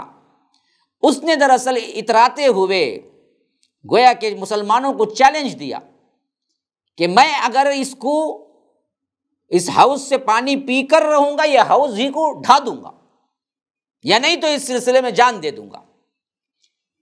جب یہ کہتے ہوئے بدبخت نکلا، ادھر حضرت حمزہ اسد اللہ و اسد الرسول، شیر خدا، خاموش بیٹھ سکتے تھے یہ اس کے اترانے دیکھ کر، لنترانیاں دیکھ کر؟ نہ، حضرت حمزہ بھی نکلے۔ دونوں ہی ہاؤس سے پہلے ہی دونوں کی ملاقات ہو گئی، ابھی وہ ہاؤس تک پہنچا ہی نہیں، اس سے پہلے ہی حضرت حمزہ آئے اور ان دونوں کی مٹ بھیڑ ہو گئی، تلواریں چلنے لگی۔ حضرت حمزہ نے ایسی تلوار ماری کہ اس کا پاؤں پوری آدھی پنڈلی سے کٹ کر اڑ گیا۔ کیا طاقت رہی ہے، کیا حضرت حمزہ کا وار رہا ہے، دیکھیے۔ کیونکہ گوشت کاٹنا الگ بات ہے، ہڈی کاٹنا الگ بات ہے۔ یہاں جس زور سے تلوار ماری حضرت حمزہ رضی اللہ عنہ نے، یہ اسود بن عبد الاسد مخزومی کے ٹانگ کا آدھا حصہ، نصف پنڈلی کٹ کے ایک جگہ جا کے گر پڑا اور پیٹ کے بل گرا، اور اس کے پاؤں سے خون کا فوارہ نکل رہا تھا، جس کا رخ اس کی ساتھیوں کی طرف تھا، لیکن وہ بھی ضدی تھا، اس کے باوجود بھی گھٹنوں کے بل گھسیٹ کر ہاؤس کی طرف بڑھا اور اس میں داخل ہوا ہی چاہتا تھا تاکہ اپنی قسم پوری کر لے اور مسلمانوں کو پانی سے محروم کر دے۔ اتنے میں حضرت حمزہ نے دوسری ضرب لگائی، دوسری مار لگائی اور دوسری تلوار کا وار کیا، اور وہیں وہ بالکل ہی ختم ہو گیا، جہنم واصل ہو گیا۔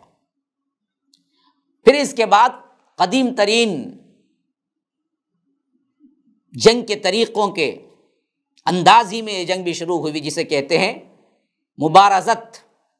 مبارزت کا معنی یہ ہوتا ہے کہ پہلے عام لوگ جنگ کرنے کے بجائے خواص، ان کے بہادر، ان کے بہادر اکیلے اکیلے جنگ کرتے ہیں، اور اسی پر ایک حد تک فیصلہ ہو جاتا ہے کہ کون اس میں جیتا، کون ہارا۔ تو اس حیثیت سے اس معرکے کا سب سے پہلا قتل جو ہو چکا تھا اور جنگ اس سے شروع ہو گئی تھی، تو قریش کے 3 بہترین شہ سوار نکلے جو سب کے سب ایک ہی خاندان کے تھے۔ ایک عتبہ تھا، دوسرا اس کا بھائی شیبہ تھا جو ربیعہ کے بیٹے تھے دونوں، اور تیسرا ولید بن عتبہ تھا جو کہ عتبہ کا بیٹا تھا، ایک ہی خاندان کے 2 بھائی ایک بیٹا، عتبہ، شیبہ، ولید بن عتبہ۔ انہوں نے اپنے صف سے نکلے، یہ تینوں کے تینوں نکلے، دعوت مبارزت دیتے ہوئے کہا کہ کون ہے ہم سے جنگ کرنے والا؟ تو اس وقت انصار کے 3 نوجوان نکلے، ایک عوف، دوسرے معوذ، یہ دونوں ایک ہی باپ کے بیٹے، حارث کے بیٹے تھے، جن کے ماں کا نام افرا تھا، اور تیسرے عبداللہ بن رواحہ۔ قریشیوں نے کہا کہ تم کون لوگ؟ انہوں نے کہا کہ ہم انصار کی جماعت ہیں۔ تو یہ قریشی لشکر کے لوگوں نے کہا، یعنی عتبہ، ربیعہ اور ولید بن عتبہ نے کہا کہ ہمیں تم سے کوئی سروکار نہیں ہے، نہ ہم سے تمہارا کوئی معاملہ ہے، اور ہم تم کو ہمارا مد مقابل بھی نہیں سمجھتے، ہم تو ہمارے ہم پلہ لوگوں سے جنگ کرنے آئے ہیں، ہم تو اپنے چچیرے بھائیوں سے جنگ کرنے آئے ہیں۔ تو پھر اس نے منادی لگائی، محمد صلی اللہ علیہ وسلم، ہمارے پاس ہمارے برابر کے لوگوں کو بھیجو، یہ کیا انصار کے بچے آئے ہیں؟ تو اللہ کے رسول صلی اللہ علیہ وسلم نے فرمایا فوری طور پر اپنے صحابہ سے، عبیدہ بن حارث اٹھو، حمزہ تم اٹھو، اور حضرت علی سے فرمایا کہ آپ بھی اٹھیے۔ جب یہ تینوں لوگ اٹھے اور قریش کے بالمقابل پہنچے، تو اب انہوں نے اپنا تعارف کرواتے ہوئے کہا کہ ہم، حضرت حمزہ نے کہا کہ میں حمزہ ہوں، حضرت علی نے کہا کہ میں علی ہوں، حضرت عبیدہ بن حارث نے کہا کہ میں عبیدہ بن حارث ہوں۔ تو اب ان لوگوں نے کہا کہ ہاں اب جنگ ہوگی، اصل مزہ آئے گا، یہ ہیں ہمارے مد مقابل۔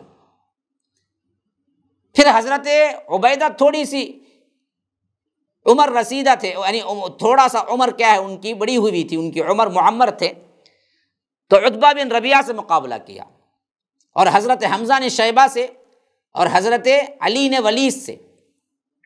اب یہ تینوں کے تینوں، ادھر عتبہ، شیبہ، ولید بن عتبہ، یہ تین لوگ تھے، اور ان کے مقابلے میں، عتبہ کے مقابلے میں حضرت عبیدہ، شیبہ کے مقابلے میں حضرت حمزہ، اور ولید کے مقابلے میں حضرت علی۔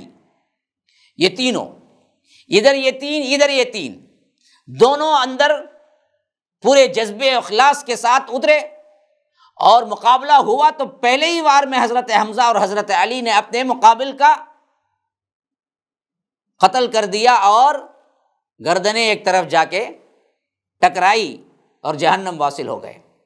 لیکن حضرت عبیدہ بن حارث تھوڑے سے معمر تھے، اور مقابلے میں جو آیا تھا وہ جوان تھا، تو ان کے اندر کیا ہے، تھوڑی دیر تک معرکہ چلتا رہا، اور اس سے حضرت عبیدہ بن حارث کو زہر زخم بھی آئے۔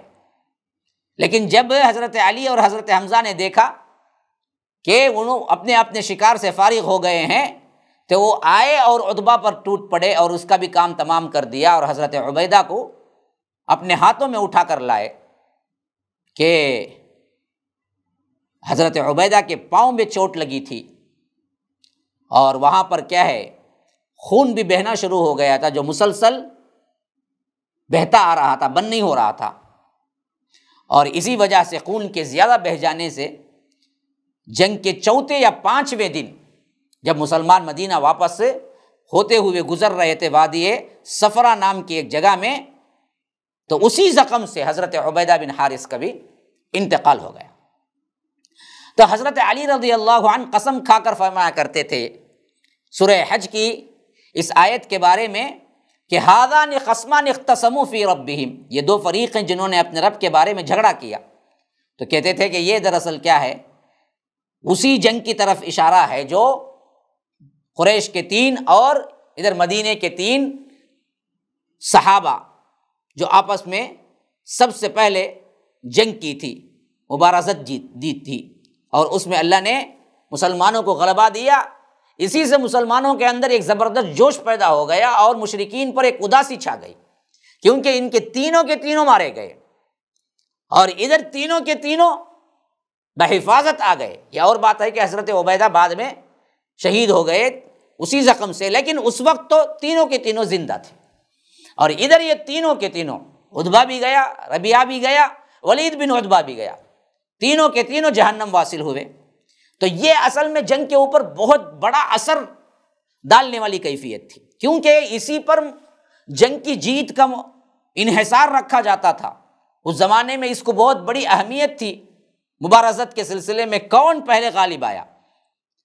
تو اب انہوں نے جو دیکھا اسی سے ان کے اوپر ایک دھاگ بیٹھ گئی کہ نتیجہ اچھا نہیں نکلا، مبارزت صحیح نہیں ہوئی، مبارزت ہی میں ہمیں کیا ہے، مات دے دی گئی۔ تو اس مبارزت کا جو انجام مشرکین کے لیے ایک بہت بڑا برا آغاز تھا گویا کہ، اور ایک ہی جھٹکے میں انہوں نے کیا کیا، اپنے تین شہ سواروں کو، کمانڈروں کو، جن پر ان کو بڑا فخر تھا، کیونکہ جن کے اوپر جتنا زیادہ فخر ہے، جتنا زیادہ وہ کیا ہے جنگجو تھے، اسی حیثیت سے تو ان کو کیا ہے پہلے بھیجا جائے گا نا، تو وہ بڑے جنگجو تھے اور بہت ہی اعتماد تھا اور بڑے پاورفل تھے جنگ کے اندر، میدان جنگ میں۔ تینوں کے تینوں ایک ہی وار میں، حضرت حمزہ، حضرت علی، حضرت عبیدہ کے ایک ہی وار میں جہنم واصل ہو گئے۔ اب دراصل کیا ہے، ایک عام حلہ بول دیا گیا جس میں ان لوگوں نے آؤ دیکھا نہ تاؤ، بس ایک غیظ و غضب کے انداز میں ابل پڑے، اور دوسری طرف مسلمان عاجزی سے، ساری سے رب کے حضور گڑ گڑاتے ہوئے، نصرت کی دعائیں مانگتے ہوئے، اللہ کے حضور اخلاص، تضرع اور اپنے آپ کو اللہ کے نزدیک اطاعت و فرما بردار کا ایک خاص نمونہ بناتے ہوئے اپنی اپنی جگہوں پر اللہ کے رسول صلی اللہ علیہ وسلم کے حکم کے انتظار تک ڈٹے ہوئے تھے، مشرکین کے تابڑ توڑ حملے روک رہے تھے، اور انہیں خاصا نقصان بھی پہنچا رہے تھے، اور زبان پر اللہ کا نام تھا، احد احد، اللہ اکبر، قل هو اللہ احد، کیونکہ اللہ کے رسول نے یہی تربیت دی، موت سامنے بھی آ جائے پکارنا اللہ کو ہے، پکارنا کسی غیر کو نہیں۔ ہاں یہ لوگ آج اپنی مصیبتوں میں پکارتے ہیں، جبکہ اللہ کے رسول صلی اللہ علیہ وسلم اس دنیا سے جا چکے ہیں۔ اس وقت دیکھو میدان بدر میں اللہ کے رسول صلی اللہ علیہ وسلم بالکل سامنے ہیں اور سب سے بڑی پریشانی کا موقع ہے، لیکن کوئی ایک صحابی بدری نہیں جو یہ کہہ رہا ہو کہ یا محمد، سب کہہ رہے تھے تو یا اللہ، پکار رہے تھے تو رب کو، نصرت کے لیے بلا رہے تھے تو رب کو۔ ایک اللہ واحد کی عبادت یہی دعوت دیتی ہے کہ اسی کو پکارو، کسی اور کو نہیں۔ یہ نہیں سمجھا رہی ہے آپ کو یہ بات کہ خلاصہ دین یہی ہے کہ عبادت میں اللہ کے علاوہ کسی کا حصہ نہیں ہے۔ اگر یہ جائز ہوتا تو وہ اللہ کے رسول کو بھی نہیں بلاتے، نہیں پکارتے، نہ پکارتے تھے تو اللہ کو۔ خود اللہ کے رسول صلی اللہ علیہ وسلم بھی گڑ گڑا رہے تھے، رو رہے تھے، دعائیں مانگ رہے تھے، سجدے میں گرے ہوئے تھے۔ وہ جو چھپر بنایا گیا تھا اسی چھپر میں عبادت میں لگے ہوئے تھے، رب سے مانگ رہے تھے۔ یہ نہیں کہا کہ اللہ نے مجھے دے دیا، بلکہ رب سے مانگ رہے تھے، اے اللہ تو نے مجھ سے وعدہ کیا ہے اسے پورا کر دے، تیرا وعدہ ہے کہ تو فتح دے گا، اے اللہ اس کو پورا کر دے، اے اللہ میں تجھ سے تیرے عہد اور تیرے وعدے کا سوال کر رہا ہوں۔ یہاں بھی وہ اللہ کو پکار رہے تھے، اللہ کے رسول بھی اللہ کو پکار رہے تھے، صحابہ بھی اللہ کو پکار رہے تھے۔ مسلمانوں سنو، عبادت اسی کو کہتے ہیں کہ صرف اللہ کو پکارو، اس کے علاوہ کسی کو نہ پکارو۔ غائبانہ مدد صرف وہی کرنے والا ہے۔ جب بالکل گھمسان کی جنگ شروع ہو گئی اور نہایت زور کا کیا ہے جنگی میدان، ایک ہی ایسا لگا کہ لاشوں پر لاشیں گر رہے ہیں، لڑائی شباب پر آ گئی، تو اللہ کے رسول صلی اللہ علیہ وسلم یہاں چھپر کے اندر دعائیں کرتے ہوئے اللہ سے مانگ رہے تھے، اللہم ان تہلک ہذہ العصابۃ اليوم لا تعبد، اللہم ان شئت لم تعبد بعد اليوم ابدا۔ اے اللہ اگر آج یہ چھوٹا سا گروہ ہلاک ہو گیا، پھر تیری زمین پر کوئی عبادت کرنے والا نہیں بچے گا۔ اے اللہ اگر تو چاہے تو آج کے بعد تیری عبادت کبھی نہ کی جائے،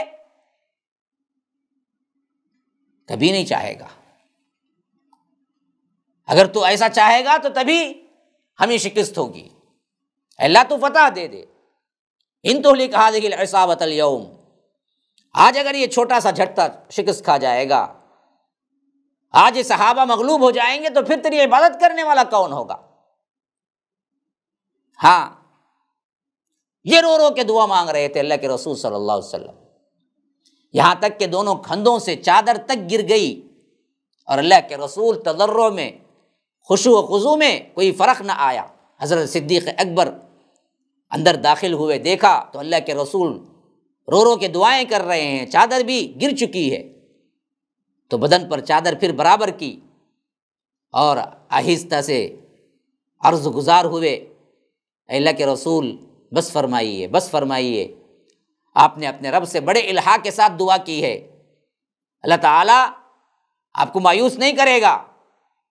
اور ادھر اللہ تعالیٰ نے فرشتوں کو وحی کی کہ انی معکم فثبتوا الذین آمنوا سألقی فی قلوب الذین کفروا الرعب، میں تمہارے ساتھ ہوں۔ فرشتوں سے کہا اللہ نے، تم اہل ایمان کے قدم جما دو، ابھی میں کافروں کے دلوں میں مسلمانوں کے لحاظ سے رعب ڈال دیتا ہوں، ان کے کافروں کے دلوں میں مسلمانوں کا رعب ہم ڈال دیتے ہیں، تم ان کے قدم جماؤ۔ پھر اللہ کے رسول صلی اللہ علیہ وسلم پر وحی اتری، انی ممدکم بألف من الملائکۃ مردفین، میں 1000 فرشتوں سے تمہاری مدد، 1000 فرشتوں سے تمہاری مدد کروں گا، جو آگے پیچھے تمہارے ساتھ لگے ہوئے ہیں۔ اور یہ صرف معنوی نہیں بلکہ حسی انداز میں واقعیتاً بدر میں شریک ہوئے فرشتے۔ اور جس طرح صحابہ میں بدری صحابہ کا مقام اونچا ہے، بعینہ ہی اسی طرح فرشتوں میں بدری فرشتوں کا مقام اونچا ہے۔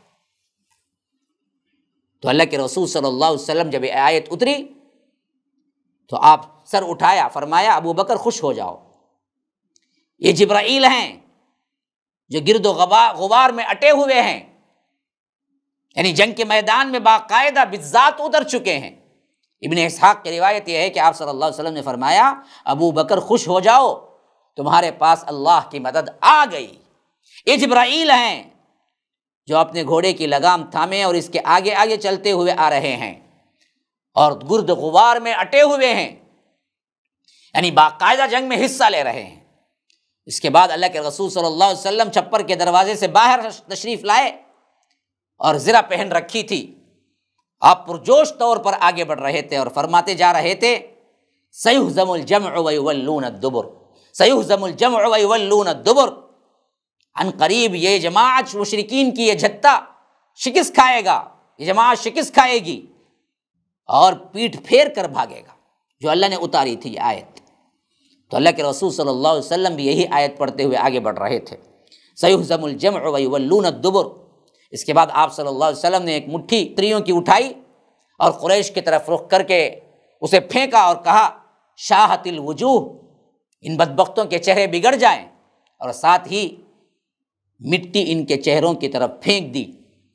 پھر مشرکین میں کوئی بھی ایسا نہیں تھا جس کے دونوں آنکھوں میں، نتھنے میں اور منہ میں ایک مٹھی مٹی میں سے کچھ نہ کچھ تو اس کے اندر بھی گیا ہو۔ اسی کی طرف اللہ تبارک و تعالیٰ اشارہ کرتے ہوئے انفال میں فرماتا ہے وَمَا رَمَيْتَ إِذْ رَمَيْتَ وَلَكِنَّ اللَّهَ رَمَى، اللہ کے رسول جب آپ نے پھینکا در حقیقت وہ آپ نے نہیں پھینکا بلکہ اللہ نے پھینکا، یعنی جو مٹی اٹھا کے آپ نے پھینکی اور جس کا گرد و غبار کا ایک ایک ذرہ کچھ نہ کچھ حصہ مشرکین کے لشکر کے ہر فرد کے اندر گیا، یہ میرے حکم سے تھا، جو تم نے کیا اصل لیکن حکم میرا تھا۔ تو فرمایا کہ وما رمیت اذ رمیت ولکن اللہ رما، اللہ کے رسول آپ نے جو پھینکا وہ آپ نے نہیں پھینکا، وہ دراصل ہم نے پھینکا۔ اب یہاں سے گھمسان کی لڑائی شروع ہوئی، اب وہ کردار کھل کے سامنے آ رہے تھے جو اتنے دنوں سے اللہ تبارک و تعالیٰ کے حکم کا انتظار کر رہے تھے کہ کفار کے خلاف اپنی جان پیش کر دیں، اللہ کے دین کے لیے اپنا تن من دھن لگا دیں۔ ان صحابہ کے جوہر کھل کے سامنے آنے لگے۔ جب موقع سامنے آ گیا، آج اللہ تبارک و تعالیٰ نے موقع دے دیا، اللہ کے رسول نے انہیں حکم دیا کہ اپنی جانوں کو قربان کرو، اسلام کو بچاؤ۔ اب دیکھنے کا منظر ہی کچھ اور تھا، آسمان نے اس سے پہلے ایسے بہادری کے مناظر کبھی نہ دیکھے تھے، زمین نے کبھی ایسے بہادر افراد کو اپنے اوپر نہ اٹھایا تھا۔ انشاءاللہ میں اگلی مجلس میں آپ کو اس کے اگلے واقعات پیش کروں گا، تب تک کے لیے اجازت دیجیے۔ ھذا وباللہ التوفیق، وصلی اللہ وسلم علی نبینا محمد۔ اسأل اللہ لی ولکم ولسائر المسلمین من کل ذنب فاستغفروہ انہ هو الغفور الرحیم۔ والسلام علیکم ورحمۃ اللہ وبرکاتہ۔ MSLI TV، رہنمائی بدلتی دنیا کے لیے۔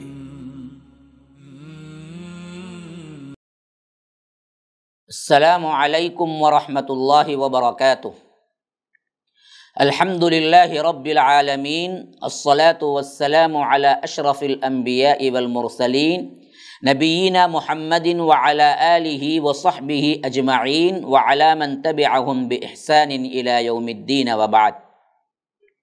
برادران اسلام، واجب الاحترام بزرگوں، دوستوں، عزیز ساتھیوں، لائق احترام ماؤں اور بہنوں، العقیدۃ الاسلامیہ، اس عنوان کے تحت اللہ تبارک و تعالیٰ کے فضل و کرم سے MSLI لائیو TV کے ذریعے جو اہم ترین گفتگو چند دروس سے چل رہی ہے، وہ اس مغالطے کی تردید میں میں مسلسل بیان کر رہا ہوں جو علماء سوء اور پیٹ بھرو جیب بھرو مولویوں نے عوام کے اندر دھوکہ اور عوام کے اندر جعل سازی کر کے داخل کیا کہ یہ اولیاء اللہ ہیں، ان کے ساتھ شرکیہ معاملات، پکارنا، سجدہ کرنا، تعظیم میں کھڑے ہونا، ان کے لیے نظر کرنا، نیاز کرنا، یہ سب شرک نہیں ہے، کیونکہ مکے کے جو لوگ شرک کرتے تھے وہ بتوں کے ساتھ تھا معاملہ۔ یہ سب ہم جو کرتے ہیں وہ ولی اللہ ہیں، اس واسطے یہ آیات ان پر منطبق نہیں ہوتے۔ میں نے کہا کہ یہ بہت بڑا دھوکہ تھا جو امت مسلمہ میں ان بدبختوں نے داخل کیا، اور اس دھوکے کا مکمل طور پر پردہ چاک کر دیا جائے، پوسٹ مارٹم کر دیا جائے، اس نیت سے میں نے آپ کو دلائل کے ساتھ بالتفصیل سمجھا رہا ہوں کہ پہلا جو شرک ہوا اور جو ابتدا ہوئی وہ ہرگز بھی بت نہیں، قبروں سے شروع ہوا، وہ اللہ کے ولی تھے۔ اور خاص کر سورہ نوح میں 5 نام جو آئے ہیں کہ ان 5 کی یہ عبادت کرتے تھے، اللہ نے جو کہا ہے وہ 5 بت نہیں تھے، وہ وقت کے اللہ کے ولی تھے، اور انہی ولیوں کے لیے انہوں نے پہلا اسٹیپ ان کی قبروں پر اعتکاف کیا، پھر اس کے بعد مجسمہ بنایا، پھر پوجنے لگے۔ تو ان 5 بتوں کے سلسلے میں امام قرطبی، امام ابن کثیر، امام واقدی وغیرہ نے جو رحمہم اللہ اپنے اپنے تفاسیر میں لکھا ہے، میں نے وہ حوالے کے ساتھ آپ کے سامنے پیش کر دیا گزشتہ کے ایپیسوڈ میں، کہ صاف طور پر ان لوگوں نے کہا کہ باقاعدہ ان لوگوں نے ان کے نام سے ہی رکھ کر تراشا، حتیٰ کہ واقدی کہتے ہیں کہ ود کو مرد کی شکل میں، سوا کو عورت کی شکل میں، یغوث کو شیر کی شکل میں، یعوق کو گھوڑے کی شکل میں، اور نصر کو گدھ کی شکل میں انہوں نے بنا کر پوجنا شروع کیا۔ یہ تفسیر ہے المراغی جلد نمبر 28 اور صفحہ نمبر 80 پر 8، اور تفسیر طبری اس کے اندر بھی، تفسیر طبری کے اندر بھی موجود ہے، جلد نمبر 29 اور صفحہ نمبر 50 پر 3 میں، اور تفسیر قرطبی میں بھی ہے، جلد 18 اور صفحہ نمبر 309 میں، جو بات میں دے رہا ہوں۔ اب آگے چلیے، اور زیادہ وضاحت آج کر رہا ہوں میں۔ بعض مفسرین یہ بیان کیا ہے کہ اس زمین پر اللہ وحدہ لا شریک لہ کی ہمیشہ عبادت ہوتی رہی۔ سب سے پہلا شرک جو شروع ہوا، جس کو غیر اللہ کی سب سے پہلی عبادت کا نام دیا جا سکتا ہے، وہ کون تھے معلوم تھا؟ وہ تھے ود، جس کو اللہ تبارک و تعالی نے بھی ذکر کیا ہے پہلے۔ وہ آیت کے آپ کانٹیکس میں دیکھیے، فرمایا سورہ نوح میں کہ ان بدبختوں نے حضرت نوح کی دعوت کے جواب میں کہا وَقَالُوا لَا تَذَرُنَّ آلِهَتَكُمْ وَلَا تَذَرُنَّ وَدٍّ، ہم اب ہرگز اپنے آلیہہ کو نہیں چھوڑیں گے، ان آلیہہ کو جن کا نام میں بھی اللہ نے اس میں پہلے لایا تھا ود۔ انہوں نے کہا کہ ہم ود کو نہیں چھوڑیں گے۔ اسی واسطے مفسرین کہتے ہیں کہ ود کی ہی سب سے پہلی پوجا، سب سے پہلی عبادت شروع ہوئی زمین کے اندر اللہ تبارک و تعالیٰ کے علاوہ۔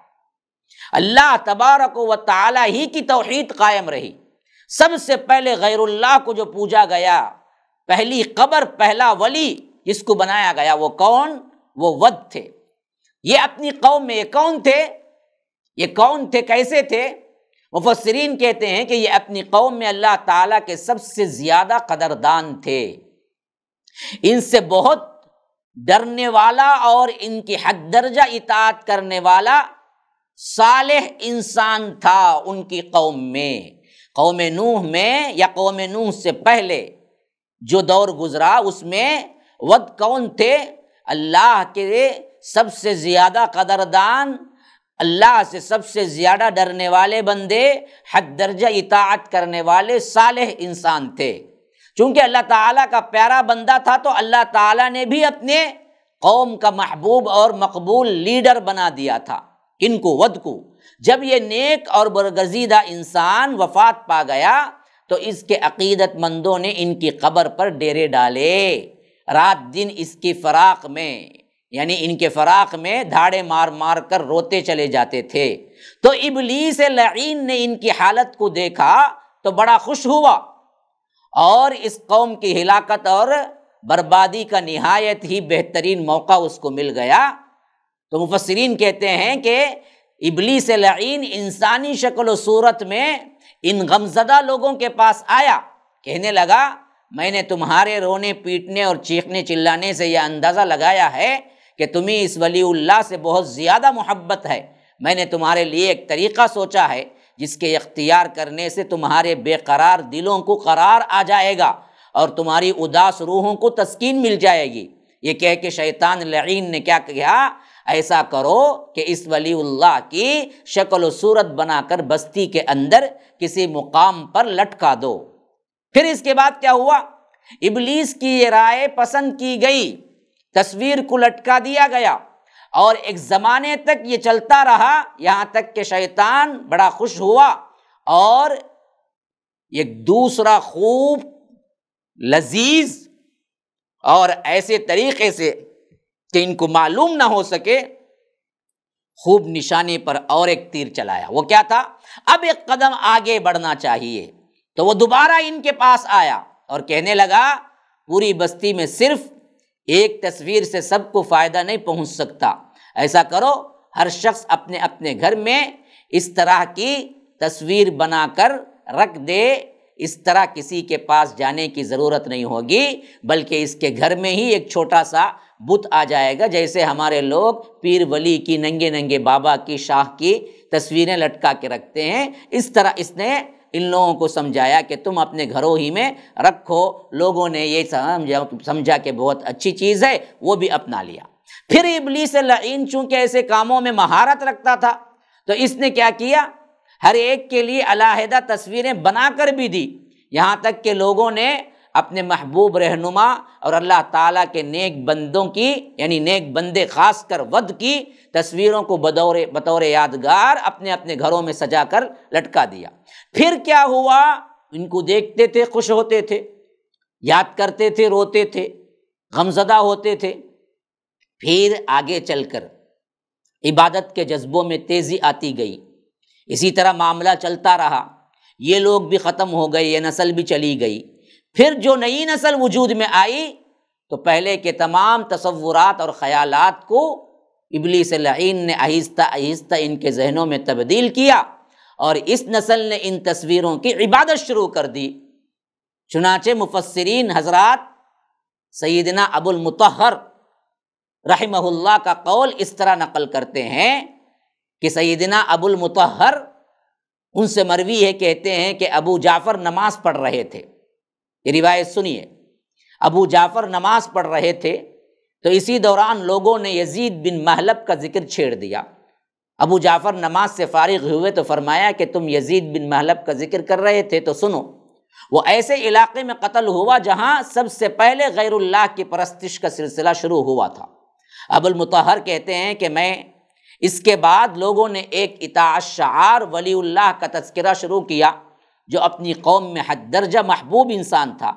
جب اس کا انتقال ہوا تو لوگوں نے سرزمین بل میں واقع اس کی خبر پر اعتکاف کرنا شروع کر دیا، یعنی بل وہاں کا جگہ کا نام تھا جہاں پر اس کی قبر تھی، اور اس کی جدائی کی اداس اور رفاقت کے یاد میں رونے لگے۔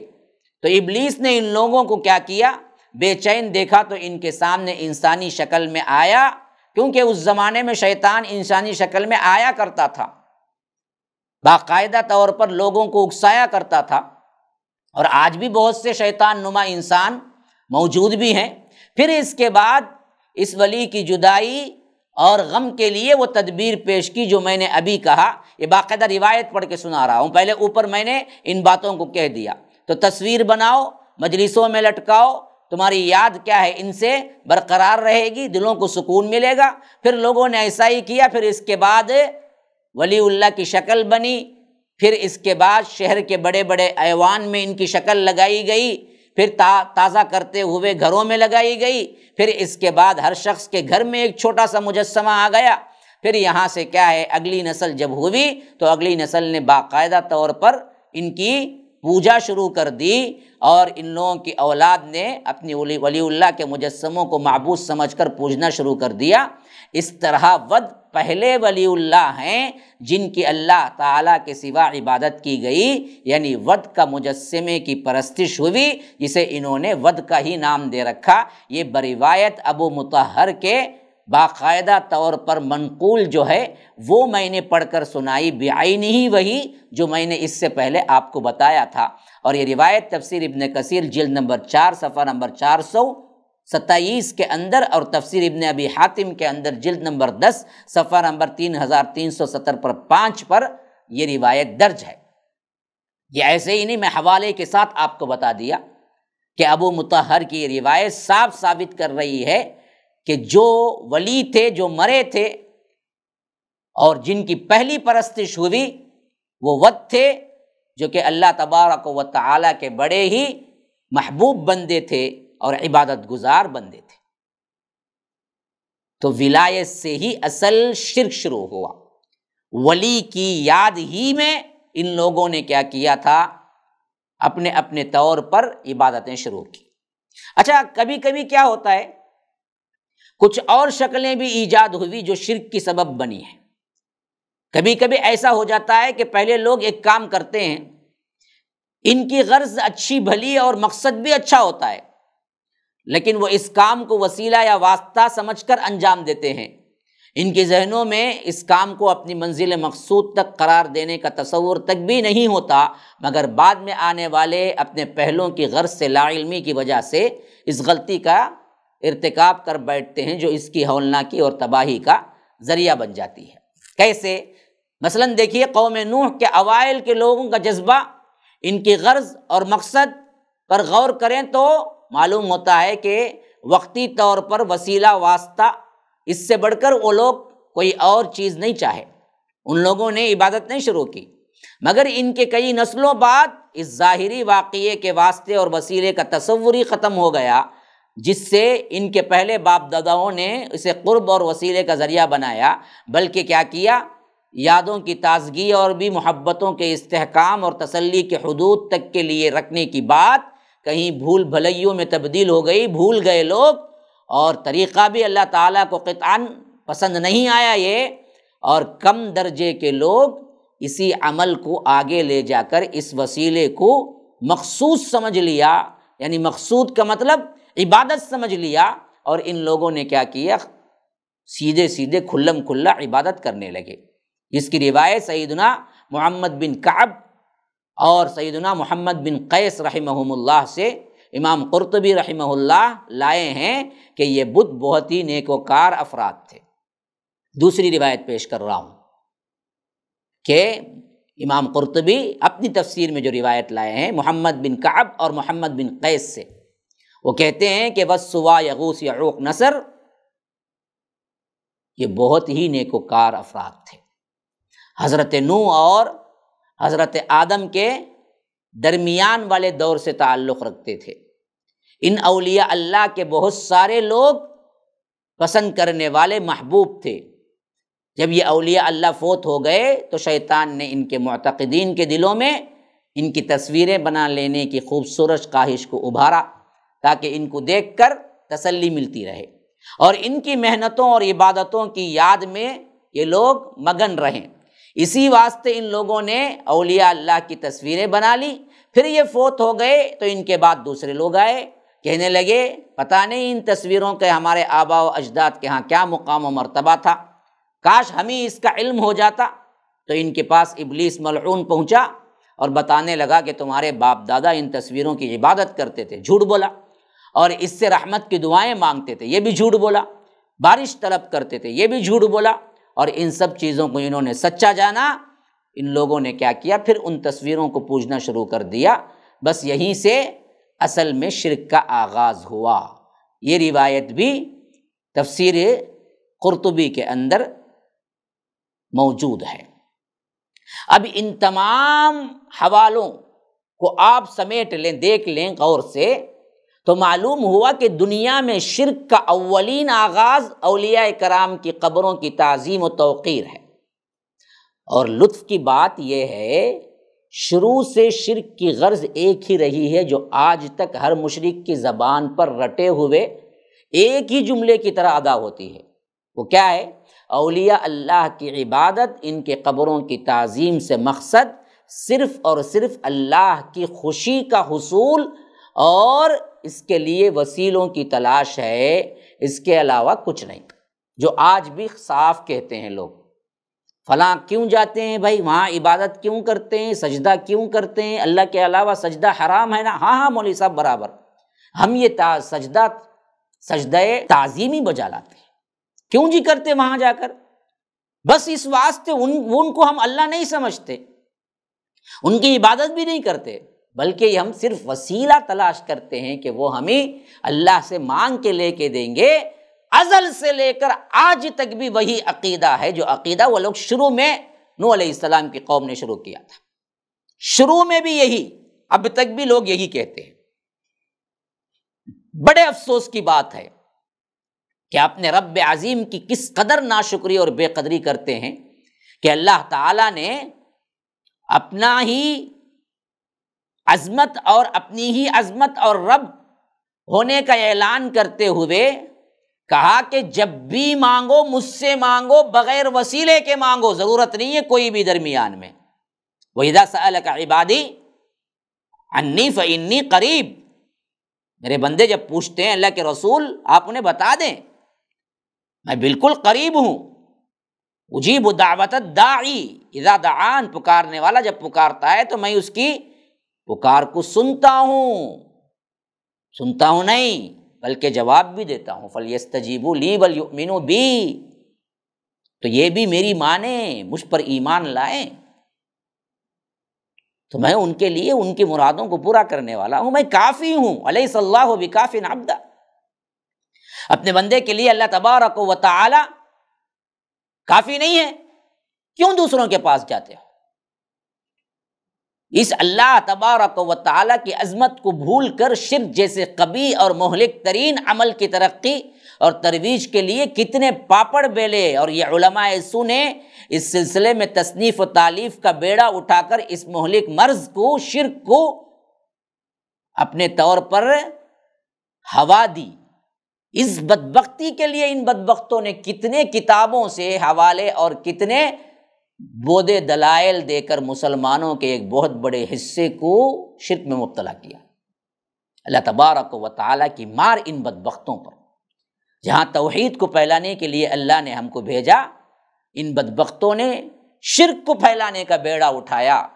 بڑے بڑے بینر لگتے ہیں، بڑے بڑے کیا ہیں، ان کے جلسے ہوتے ہیں، صرف اس مقصد سے کہ شرک پھیلے، قبروں کی پوجا زیادہ ہو، قبروں کے اندر عرس اور قبروں کے نام پر لوگ امٹ کے آئیں۔ اس واسطے نئے نئے چینل، نام بڑے بڑے لگتے ہیں، مدنی چینل، مدنی چینل نہیں، شیطانی چینل، چینل وہ جو ہے شیطان نما انسان ہیں سب، جو قبروں کی پوجا پاٹ کے لیے اپنی پوری کوشش تن من دھن لگاتے ہیں، لیکن نام کیا رکھا؟ مدنی چینل۔ کیوں؟ ہر ایک کے دل میں مدینہ بستا ہے تو کوئی بری نظر سے نہیں دیکھے گا۔ یہی چال تھی اصل میں ہمیشہ سے یہودیوں کی چال ایسے ہی تھی کہ ان کو کیا کرو، مدہوشی میں رکھو ان ناموں کے ذریعے جو یہ لوگ پسند کرتے ہیں۔ اسی واسطے عبداللہ ابن سبا بھی جب سب سے پہلا یوں سمجھیے کہ اسلام میں بگاڑ کا فرقہ بنا، انہوں نے بھی اہل بیت کی محبت کا نعرہ لگا کر ہی اٹھے، حتیٰ کہ اتنا بڑا نعرہ لگایا کہ خود حضرت علی کو سامنے آ کر کہہ دیا کہ آپ ہی اللہ ہیں۔ اس حد تک آگے گیا۔ دیکھنے والا تو ارے اہل بیت سے کیا محبت ہے دیکھو، حالانکہ اہل بیت سے محبت ہرگز بھی نہیں تھی بدبختوں کو۔ اصل مسئلہ یہ تھا کہ لڑائی لڑانا مقصود تھا صحاب رسول اللہ کے درمیان، جو کہ ہو کر رہی بعد میں آگے چل کر۔ اب اسی کو ہوا دے کر اس کا چیلا جو آج بیٹھا ہوا ہے نیٹ پہ، محمد علی مرزا، وہ اس کام کو پورا کر رہا ہے جو عبداللہ ابن سبا نے بغیر نیٹ کے دور میں کیا تھا، اب یہ نیٹ کے دور میں وہی کام کر رہا ہے۔ یہ بھی پکا عبداللہ ابن سبا کی اولاد ہے، جسمانی نہیں تو روحانی اولاد تو ضرور بھی ضرور ہے۔ تو یاد رکھیے یہ سب اچھے اچھے نام کیوں دیتے ہیں؟ اس واسطے کہ پہلے لوگ اعتراض نہ کریں۔ اس واسطے ان بدبختوں نے کیا کیا؟ توحید کو پھیلانے کے بجائے شرک کو پھیلانے کے لیے تن من دھن لگایا۔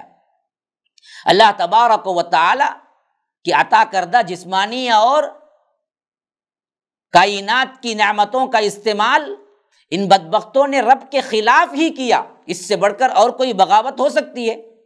رب کے عطا کردہ ہاتھ، دماغ، علم، قلم، کاغذ، دیگر مختلف ذرائع کو شرک جیسے بدترین ظلم کے لیے حرکت میں لانا، استعمال کرنا بہت بڑی بدبختی و محرومی ہے، الدرجہ جہالت اور نا علمی کی بین دلیل ہے۔ اللہ کی ناراضگی کی بھی کیا ہے؟ بہت بڑی کھلی نشانی ہے ان بدبختوں کو۔ یاد رکھیے انہوں نے کیا کیا؟ اللہ کے توحید کو جن ہاتھوں سے پھیلانا تھا، لکھنا تھا، اپنا سب کچھ توحید کے خلاف شرک کی اشاعت میں کیا۔ حیرت تو تب ہوتی ہے جب بڑے بڑے اصحاب دانش لوگ، فکر اور حاملان شریعت کہنے والے، شرک کی آمدنیوں کو دیکھ کر رال ٹپکنے لگتی ہے ان کی۔ ایسا عزت، عہدہ، تو ان بدبختوں نے جبے خبے کے اندر بازار جو گرم کر رکھا وہ دنیا کا تھا، اور آخرت کی فکر ان کو بالکل ہی مٹ گئی، محو ہو گئی۔ ہلاک شدہ، جتنے ہلاک شدہ اقوام و ملل ہیں ان سے کوئی عبرت کا جذبہ نہیں رکھتے، مسلمان کہلانے کے باوجود بھی یہ اپنے رب ہی کے دشمن بنے۔ ایسے لوگوں کو اللہ کی نصرت اور کون سا سہارا مل سکتا ہے؟ فاعتبروا یا اولی الابصار، اے دید بینا رکھنے والو، ہوش کے ناخن لو، نصیحت پکڑو، عبرت حاصل کرو، اللہ کی توحید کے لیے اپنا تن من دھن لگا لو، شرک کے ہر کام سے رک جاؤ۔ اللہ کی قسم یاد رکھو، شرک کرتے ہوئے کائنات کی دی ہوئی تمام چیزوں کو لے کر تم عبادت میں لگ جاؤ گے اور سجدہ ریز ہو جاؤ گے، تبھی بھی اللہ تمہاری ایک لمحے کی عبادت بھی قبول نہیں کرے گا۔ کیوں؟ رب نے یہ حکم، یہ فیصلہ اپنے حبیب کو تک دیا کہ لئن اشرکت لیحبطن عملک، اللہ کے رسول اگر آپ بھی شرک کریں گے تو آپ کے اعمال بھی غارت ہو جائیں گے۔ یا رب، ہما شما کا کیا اعتبار؟ ہمارا شمار کس قطار، کس کونے میں، ہم کس کھیت کے مولی ہیں؟ اللہ کے رسول کو فرمایا تو شرک سے بچ جاؤ مسلمانوں۔ ان تعویذ، گنڈوں، نیاز، نظر، بت، خبر، درگاہ، جھنڈا، بنڈا، یہ تمام چیزوں کو نکال دو، پھر دیکھو اللہ کی رحمت کیسے آتی ہے۔ اللہ سمجھ کی توفیق دے۔ ھذا وباللہ التوفیق، وصلی اللہ وسلم علی نبینا محمد۔ اسأل اللہ لی ولکم ولسائر المسلمین من کل ذنب فاستغفروہ انہ هو الغفور الرحیم۔ السلام علیکم ورحمۃ اللہ وبرکاتہ۔